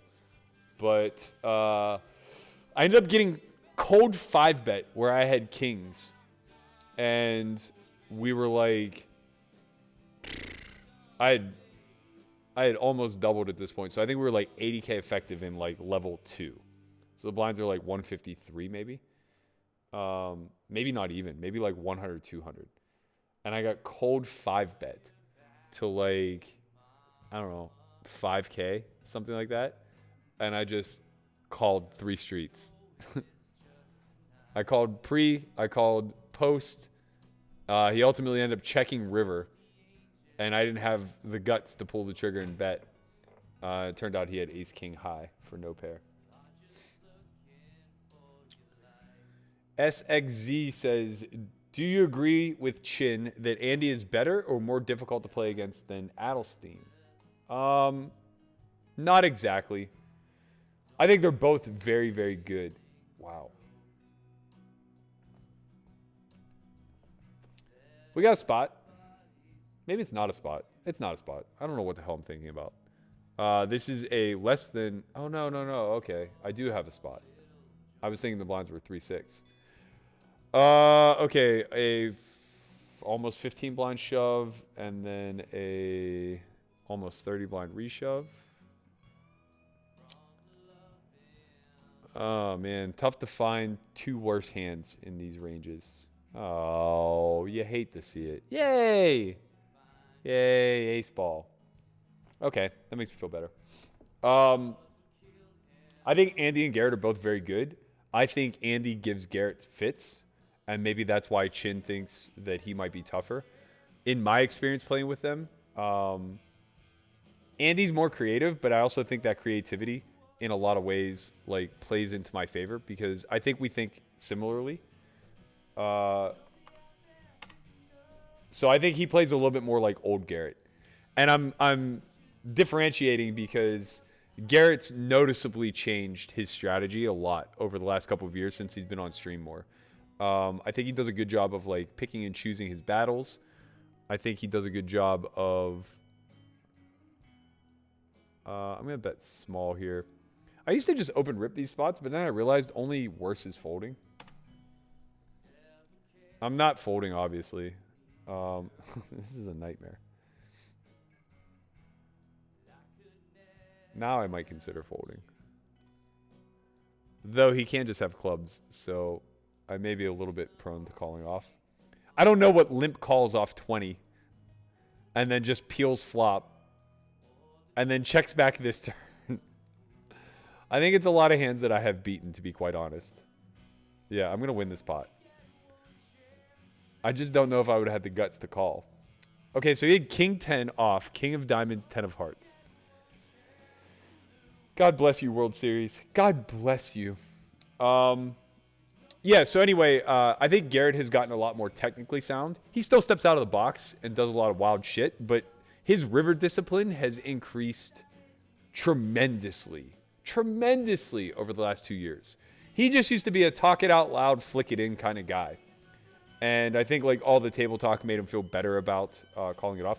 Go back and look from December of 2018, I believe. No, 17. December 2017 during Doug Polk week. We were playing a 25-50 game, me, him, and Fee. And he played a hand with pocket eights against Fee. Oh, what am I doing? I was supposed to open shove. He played a hand with pocket eights against Fee on like a 10 high board that only got worse. And ended up losing like, I don't know, a 200K pot or something ridiculous or a 150K pot. Something wild. And it's like Garrett would just never do that now. So I think that he's ever evolving. Andy's very good. And I know Andy from like a wider scope than I do Garrett. I used to play with Andy like way back in 2008 and 9. He used to come to the Venetian all the time. So I've really seen his game evolve. And I think he's like operating on all cylinders. He's at damn near his peak right now. But Garrett's Garrett, you know. I don't think you really take anything away from somebody that good. And that's not to say that Andy isn't that good or can't be that good. I'm just saying, subjectively speaking, I think Garrett is as close to an elite live poker talent as we have.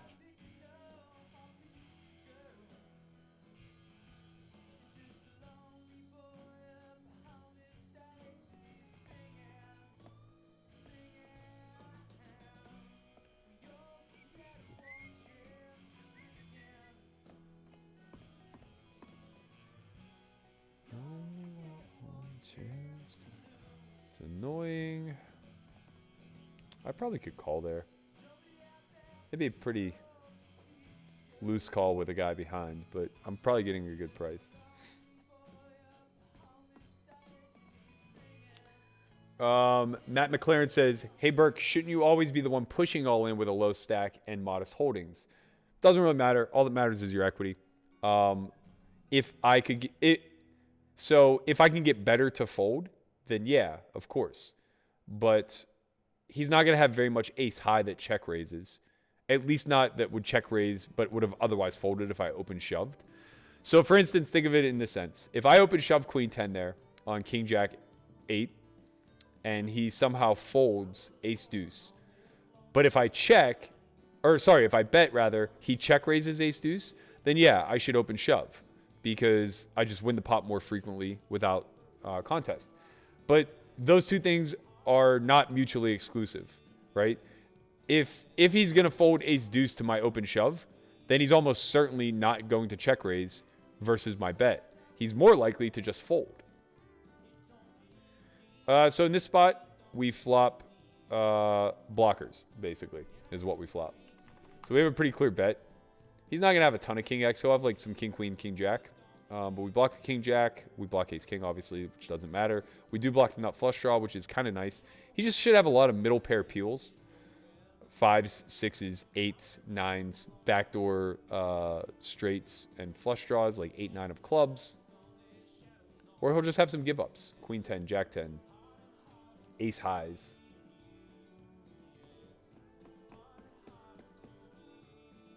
What are you talking about? Tough Fish.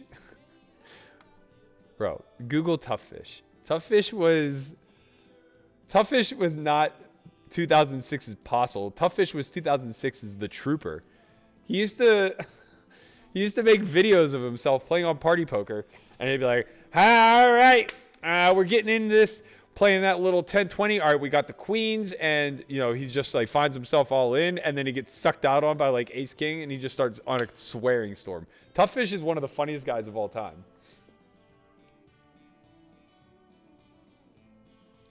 All right, I think that's a little bit ignorant to buy into. Rick Vaughn says, if a 60-year-old plus re-raises you pre, it's aces 98.6% of the time. I disagree. 60-year-old men 3-bet wider than just aces. I'm sorry, they just do. I don't know where you're playing. Your game sounds good. Hi, Isabella. Good to see you. Thank you for joining us. Thank you for being so courteous in your hey.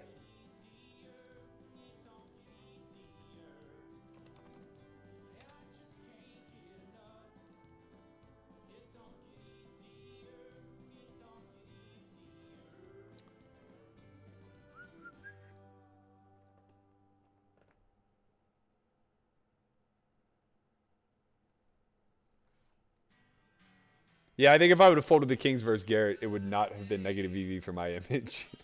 I can promise you nobody's going to start trying to bluff me more. Nobody's a bigger station than me. Thank you so much, Sean. I appreciate you. Says Berkey is a natural streamer. Great work.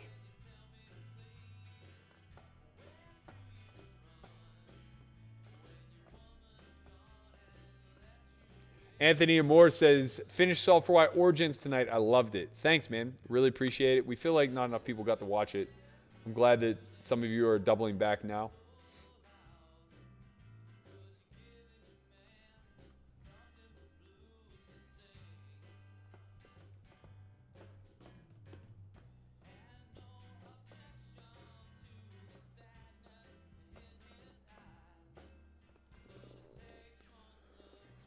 Oh, what happened? I got moved.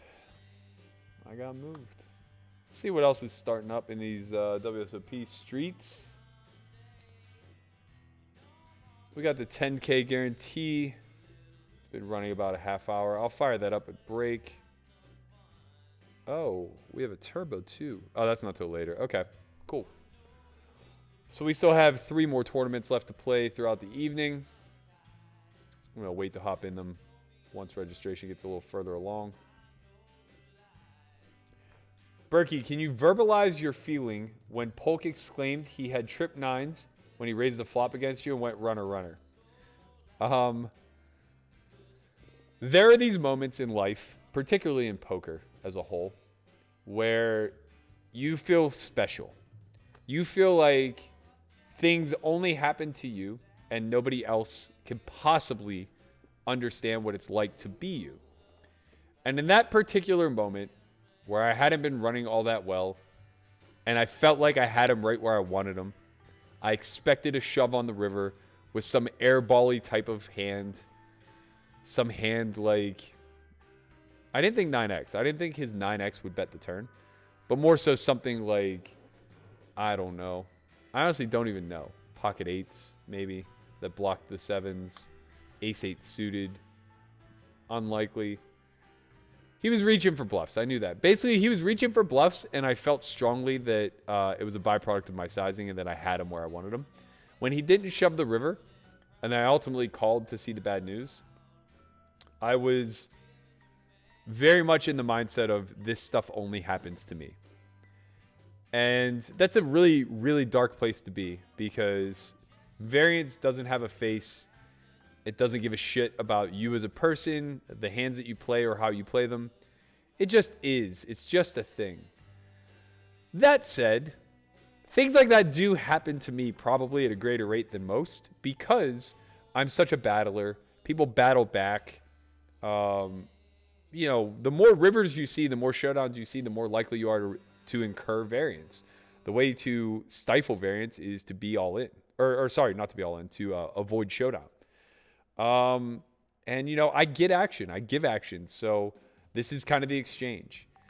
So I bought into that narrative for a minute. There was a part of me that was very sad, very frustrated. With that said, I got over it. I battled back in that session to somehow only lose $1,500 after being stuck $85K. Very proud of that. Was real pumped when he put the video out, making it seem like he did something good. Don't really know why, but honestly, the thing I was most proud of was our response video. It took us quite some time to come up with just the right tone and be self-deprecating enough. But the Doug Polk retired me video will forever be one of my favorites.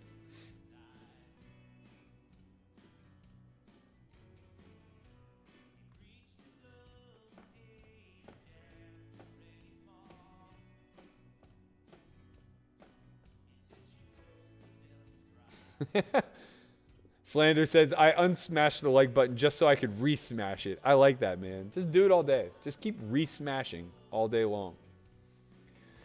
Shout out to the Twitchverse.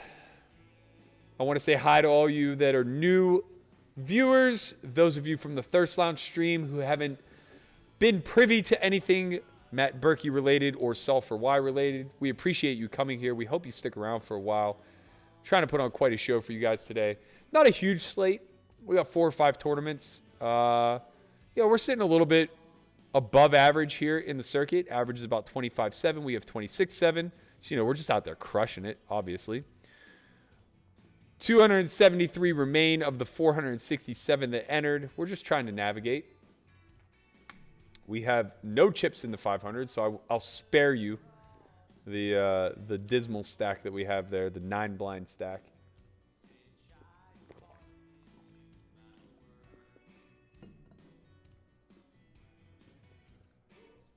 Jeremy Yip says, congrats on 20,000 subs, S4Y. Thank you so much. It's been a long time coming. I can't believe how long we've been running this YouTube page to finally get it up to 20K subs, but I really appreciate each and every one of you, 20,000, who've smashed that subscribe button, cranked out the likes, hit us up in the comments. Let us know what you like. Let us know what you don't like. You're all doing God's work. We're all in with a call. We need a jack. Queen was no good. 9 would have been good. Rebuy. These events, they get expensive. They make us need to win one. That's for sure.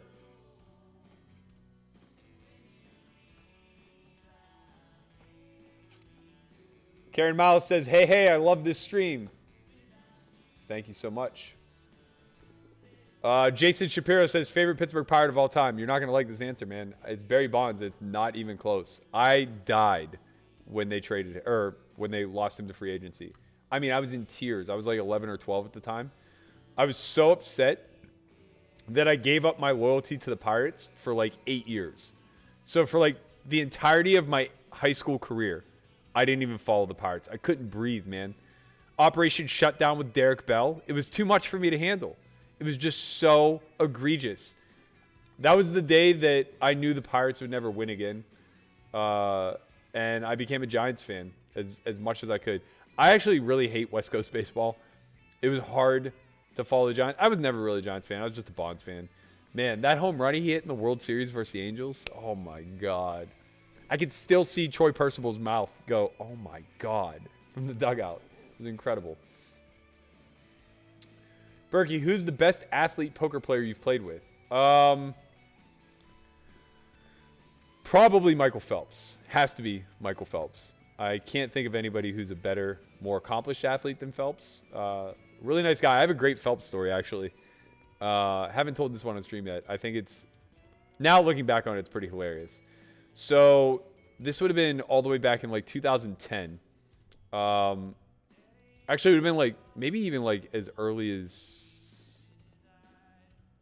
yeah. Okay, let's say 2010ish.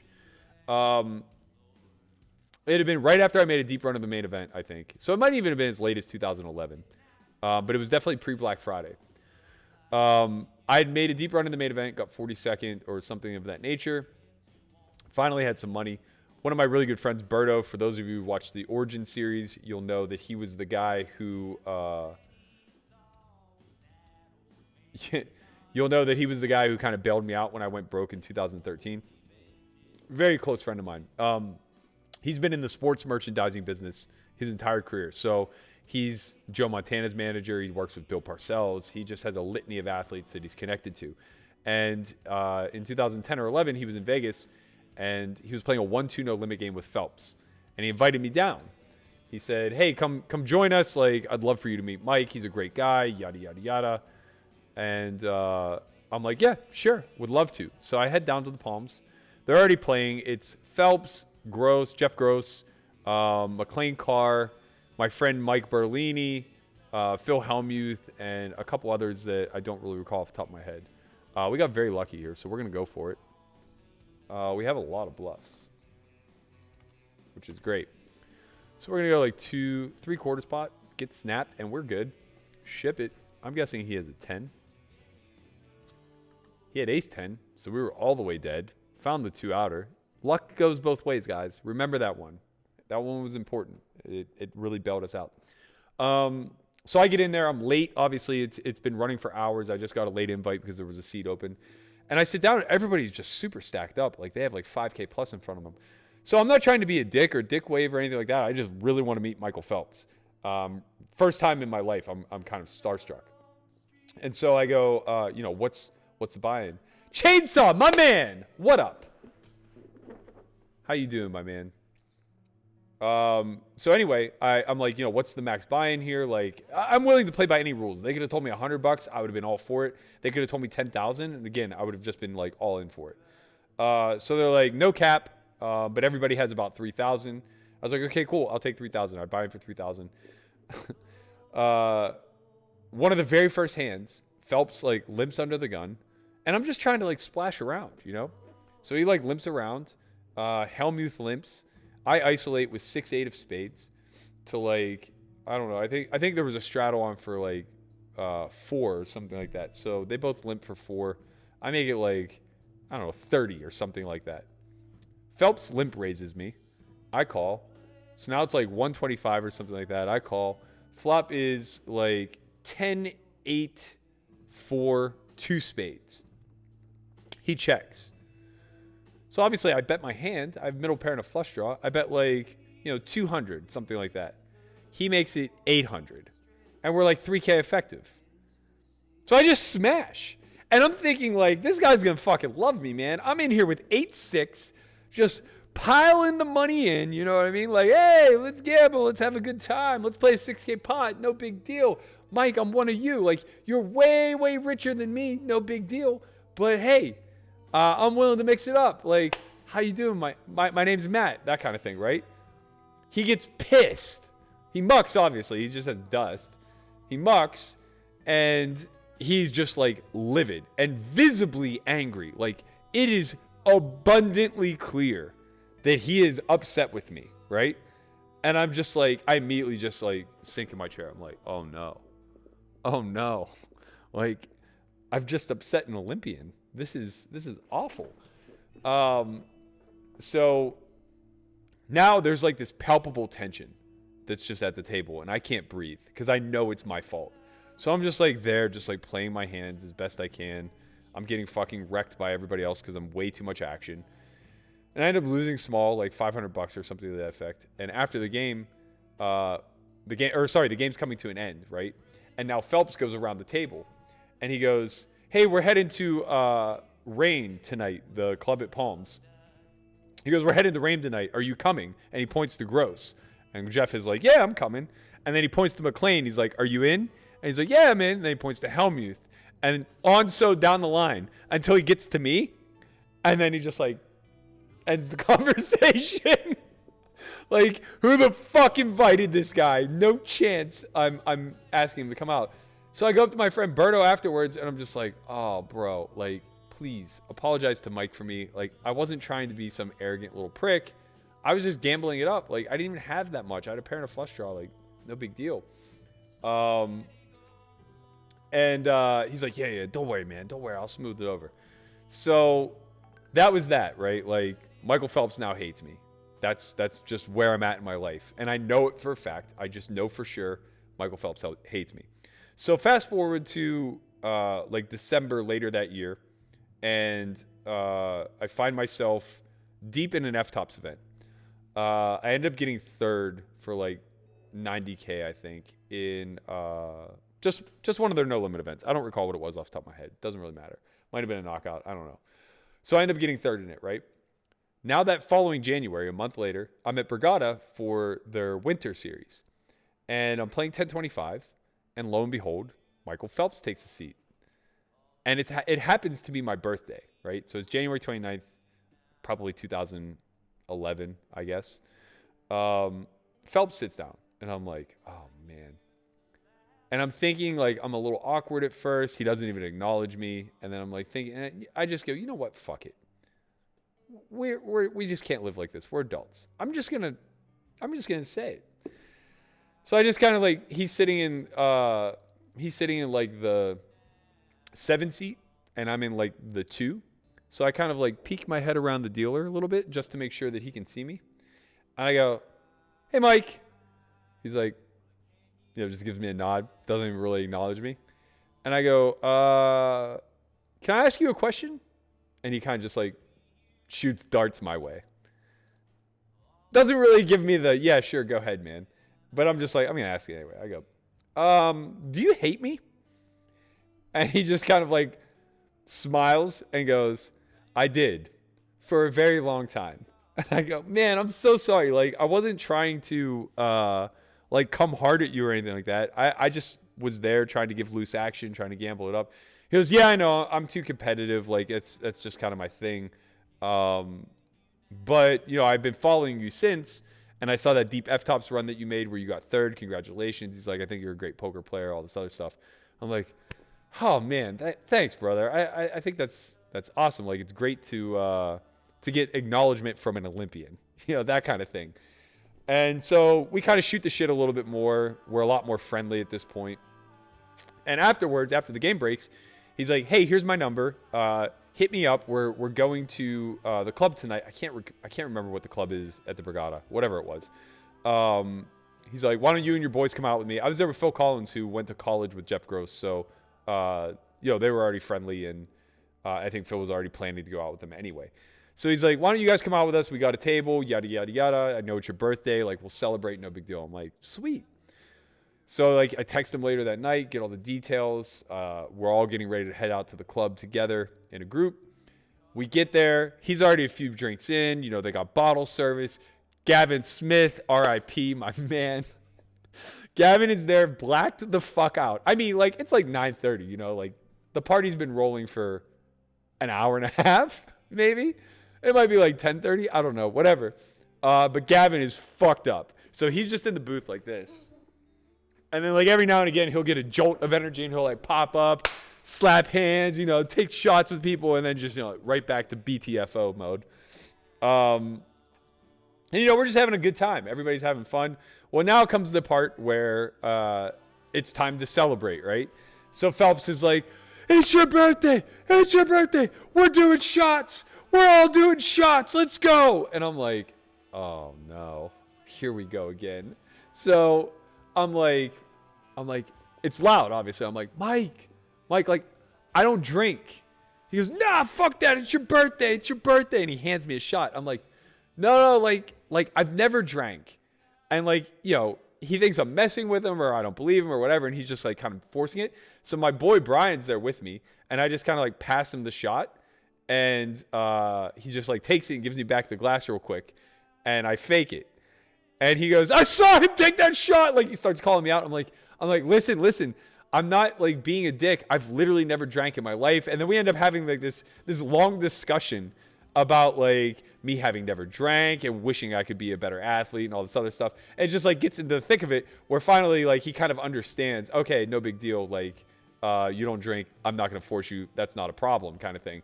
And I'm just like, man, of all the things, it's like you already hated me for a long time. Now you take me out on my birthday for like this night out and like try to give me the royal VIP treatment and everything else. And I just immediately shut it down with like, sorry, man. I don't drink. I'm just going to spit in the face of your offer. But yeah, thereafter, we were really cool for a long time. I haven't seen him in a very long time, actually. I don't know if he's been playing much poker recently or not. Carter knows Mike very well. Carter is infamous for being the one who provided him the bong that was all over TMZ. Shout out Carter King. I'll wait 5 minutes for that one to catch up. Yo, whoever's number is, or whoever's name is Dictionary of Berkey, I fucking love it. Oh, man. This is amazing. Dictionary of Berkey. Abundantly. In large quantities. Plentiful. I need you in my life. I have to have you in my life at all times.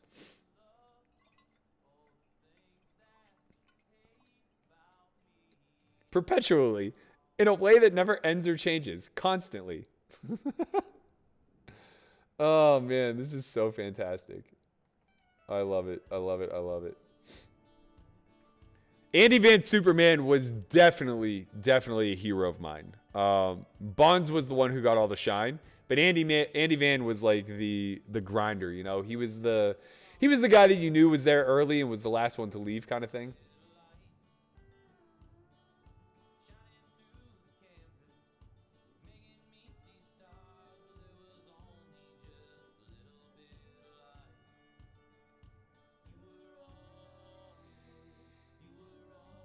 I agree. Bonds was a Hall of Famer before any allegations in Pittsburgh. He was a 3-time MVP by the time he was like 26. It was insane. He would have won 10 MVPs. He got robbed by Terry Pendleton in 92, I think, his last year in Pittsburgh. He would have easily won the MVP in 94 in the strike-shortened season.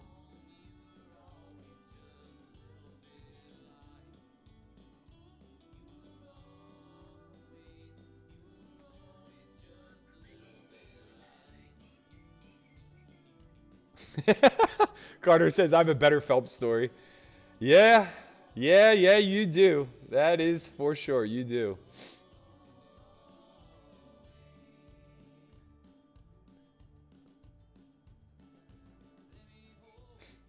This Dictionary of Berkey is classic.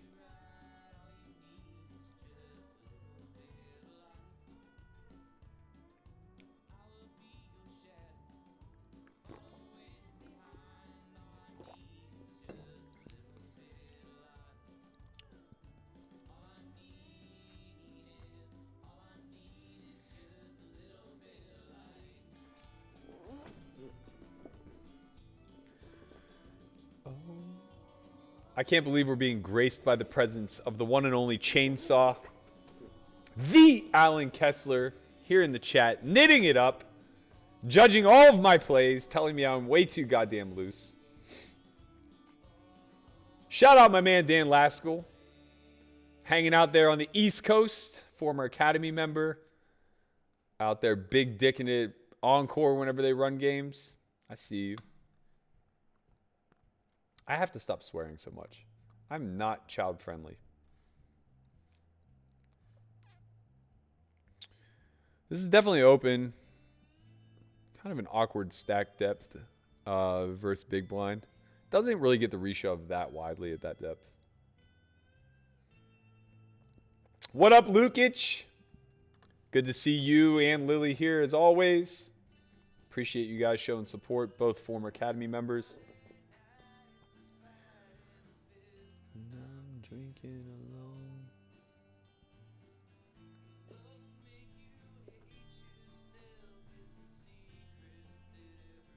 Jesus Christ. Oh, Rick Vaughn. You are OLL, man. You're out of line. Hello. Ooh, we gotta We gotta show you this one. So we're up against my man Cal Anderson. He's on the loose side, to say the least. We drill the nuts. He's gonna have a pile of equity on this, so we're gonna go for it. We're gonna leave him a little room though. Leave him a little room to get spicy. Ay, ay, ay, ay, ay. If he had ace high there, man. If only he had ace high.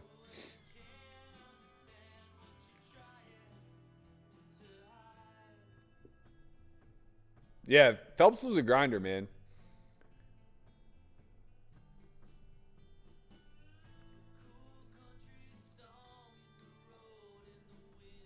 Okay, we flop pretty good here. I would expect an under the gun range to be checking back at a really high frequency. Very dense to overcards. We could potentially have a check raise here. I do want to be kind of mindful of maintaining my stack. The SPR shrinks very fast if he bets something like 900 and we go like 2,000, 2,200. No reason to bet our hand here. He's going to have slight queen advantage. Our hand would be a better check raise than bet, but I think we just have one of our best bluff catchers.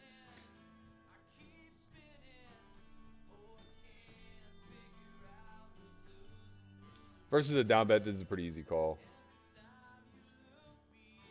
On the diamond, I think we could block, but I think he'll just have the ace of diamonds a lot and just rip. So I think we're better off just check calling.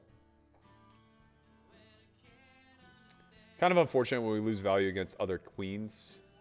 So he had king queen, which would be nice to extract value from. All right, I need to stand up.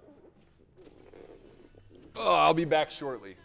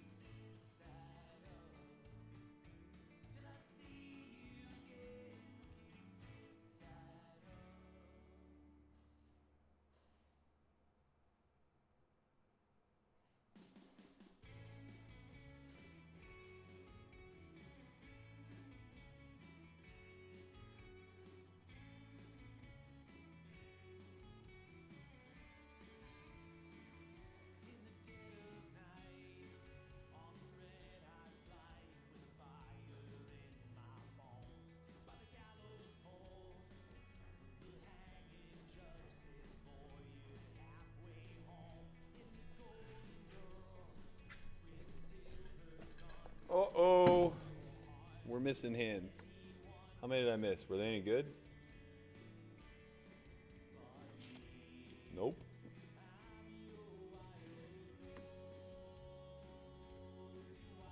Nope.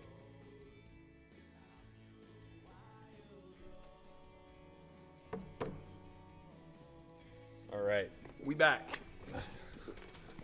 We are back and ready to rock.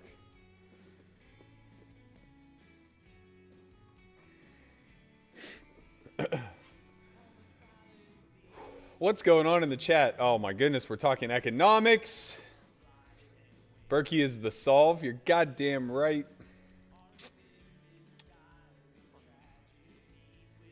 I'm live on both YouTube and Twitch right now in the chat. Please come say hi, come hang out, ask me anything. I'm willing to answer any and all questions. Good luck offending me. Pretty good flop here for us. I think we can start with a bet. This is a limp pot.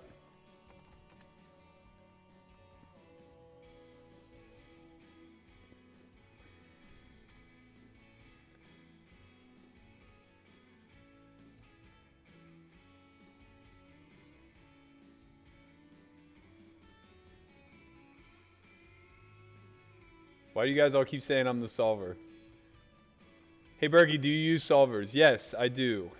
Sparingly, but I use them. We'll actually be teaching you how to use solvers during the homeschool course. If you want to check that out, head on over to solve4yacademy.com. The curriculum is available there. You'll be able to see a little bit more of what we'll be teaching. Enrollment ends Monday. We might extend it through the week, but our first class starts Monday, 5 p.m. Pacific.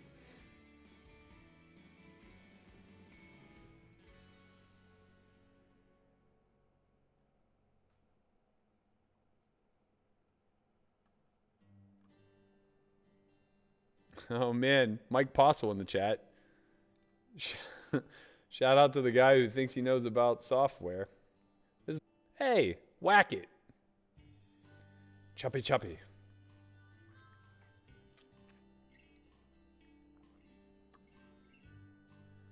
Whoops.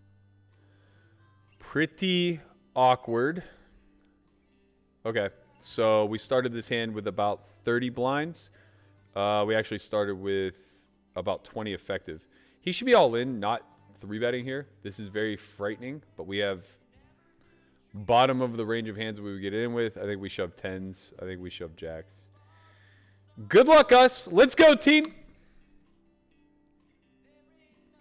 Hold. Heart. Jack. Come on. God damn it. Very frustrating. Very, very frustrating. We have 10 blinds. That's a bad 3-bet. I mean, bad is relative. He's better served to just shove. Let's put it that way. Very close spot over here in the 500. This reshove. It's hands that dominate me, but not a lot. This is a sub 10 blind. This is very close. This is very close. I think it's worth going for.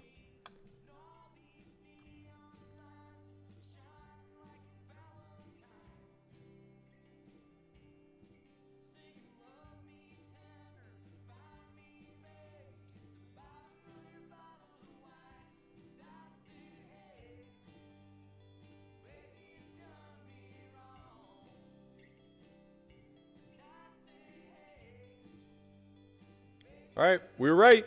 We just got to hold-ish. It's a great start. We're going to beat Cal for the side, which is what matters the most. So we're going to get this 26,000. Or 23,000 of it, I guess.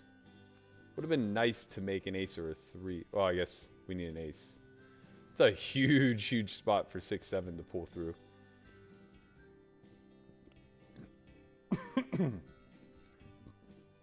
Would have been nice to chop that one up.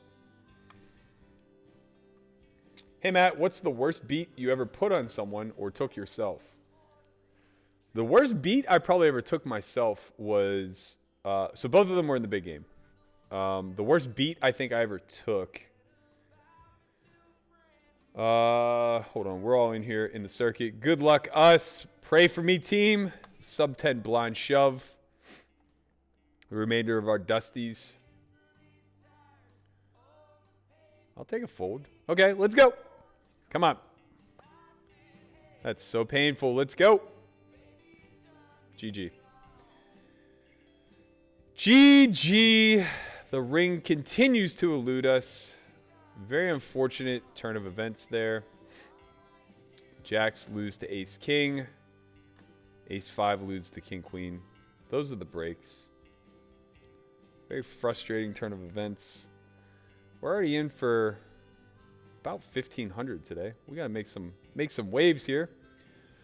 All right, I'm gonna fire up the $100 turbo, or sorry, the $100 4 max. Oh, I would have played this on time if I had realized.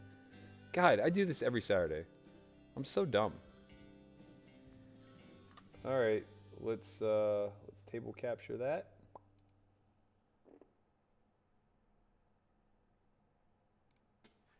Luckily, I still got it pretty early. So there's that. I think it's only been running for 30 minutes or so.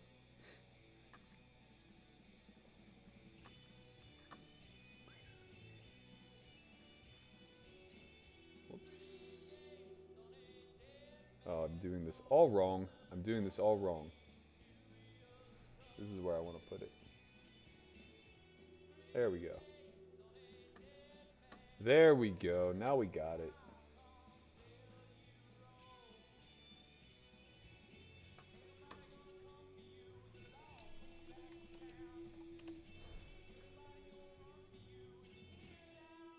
We're just gonna rip it on him. 10 big blind shove, give or take. So that's table 3. Table 4, we're gonna fire up the 250.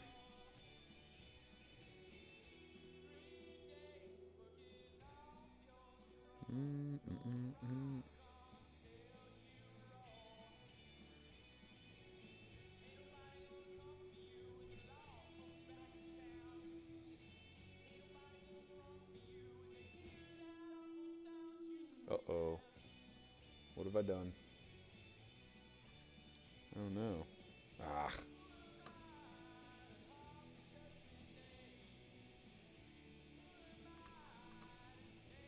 Nope.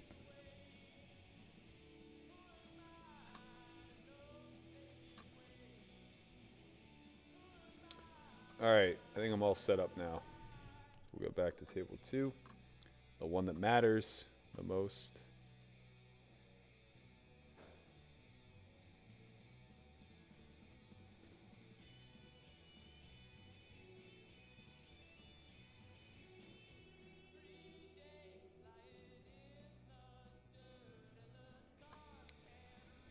Bear with me. I'm 3-tabling now. It's too much for me to pay attention to.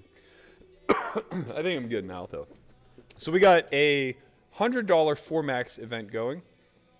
Very fun. Cashed it last week. We have a 250 re-entry, 15K guarantee. And then we are still in the re-entry period of the 525K guarantee. Mr. Chin. Wow. Our knight in shining armor. Christian Soto in the building. What's up, guys? Is it the same people from last night at 5 a.m.? More. I see my man Gambler21. What's up? Yeah, there's a few. We got 600 on YouTube and about 200, not about 150 on Twitch. Nice. Welcome. How you doing? I'm not great. I just busted the circuit. Lost a flip. Lost a 60-40. We out. All right. Well, it's a long day. Yeah, it's not that long. Opportunities are weaning quickly, but we're still out here banging in the 500. We got some chippies. It's always nice. All right. Well, check your phone. Check my phone. Chin doing some shady shit. All right, I think we have a fold now. Pretty difficult for him to be bluffing with third pair.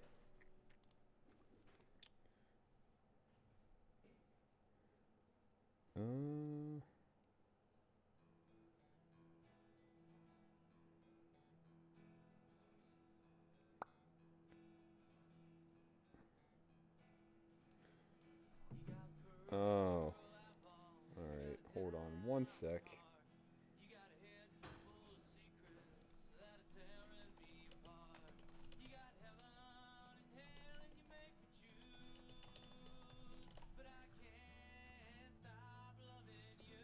Probably saved ourselves from ourselves there. Oh, we were small blind. That's fine.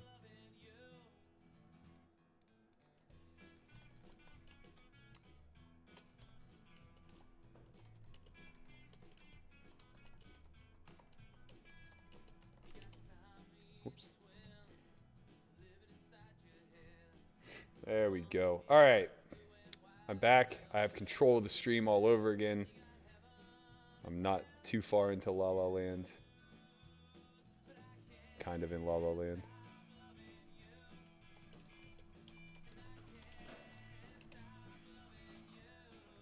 Whoa.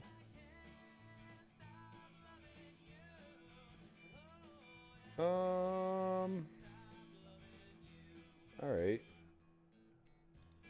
Fun spot here in the 4 max. We defend king 3 off. We flop bottom pair, second nut flush draw. I think this is a pretty decent check raising candidate. We got that bottom pair trip draw. We don't have to go big. 900 feels pretty good. We're going to win. Picking up some chips here in the 5 hundo. I'm going to keep this 4 max up. It's a lot of action, as you might suspect. Blind versus blind for less than 10 bigs. We're ripping. He can call with worse for sure. We got a clear open here. My man Cal beats us to it. Okay, so he's opening off about 25. I think these are the types of hands that we want to start flatting. We can also flat heavy here. We can incorporate some flats with jacks, queens, kings, and aces, setting up squeezes behind, especially when the big blind's out. He's likely to be more aggressive, and people are likely to squeeze a little bit more aggressively. That might have been a good reason for me to 3-bet this spot, but Cal will just re-aggress pretty widely. He's a very, very aggro player. So we're going to peel. We got backdoors and a gutty. Pretty nice spot. It's not really the card we're looking for there, obviously. I don't really think we can start betting here on the turn 5. It's a range card for us for sure. We can go small. The problem is when he peels, it's just a matter of do we get ace, jack, ace, queen to fold? I think the answer is no for a small bet, and I'm uncomfortable with a big bet. It doesn't feel right to go like half pot plus here. So I'm going to check back. 6 is a really nice card. We have a lot of 8x here. We don't really miss anything. We only miss jack 10. So we're going to go ahead and go for it. We're going to bet about 4,500. Targeting those ace highs that dominate us.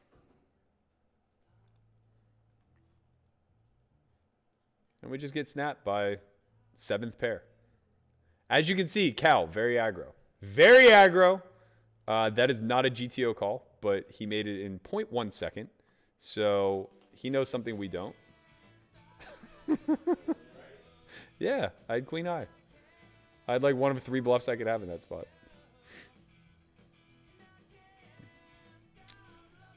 We bust one here in the 4 max. Well, these nuts asking if we were streaming. You just made the stream, sir. Blind versus blind. He shoved 10 blinds with ace 6. Well, if you leave, you're going to get lost from the screen, my man. Come back. Rebuy.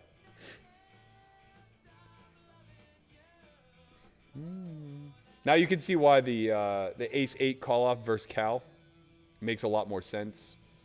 He's pretty aggro with what his reshove range will be there. I think he probably has a lot of worse ace X's. Obviously all pocket paint. So facing a 9 big blind shove. It's a shame to get moved from there. Not that I think Cal is weak. It's just I like playing with volatile players like that. I feel like I'm pretty good at understanding how ranges should play in those spots since I'm volatile myself. New table. We have 25 blinds still in the reentry period. Get 7s under the gun. Small blind defense range on this board texture is a fucking nightmare for us. We are just going to check back and pray for 7 and that a 7 is good if we hit it. It won't always be, that's for sure. Sup, Chin? Oh, you forgot to tell the bad beat story. Yeah, okay. So I'll tell the bad beat story as well as the best beat that I've put on someone. Let me just check out of this hand. Well, that's kind of nice. That's kind of nice. We put a one-liner to a 10 up.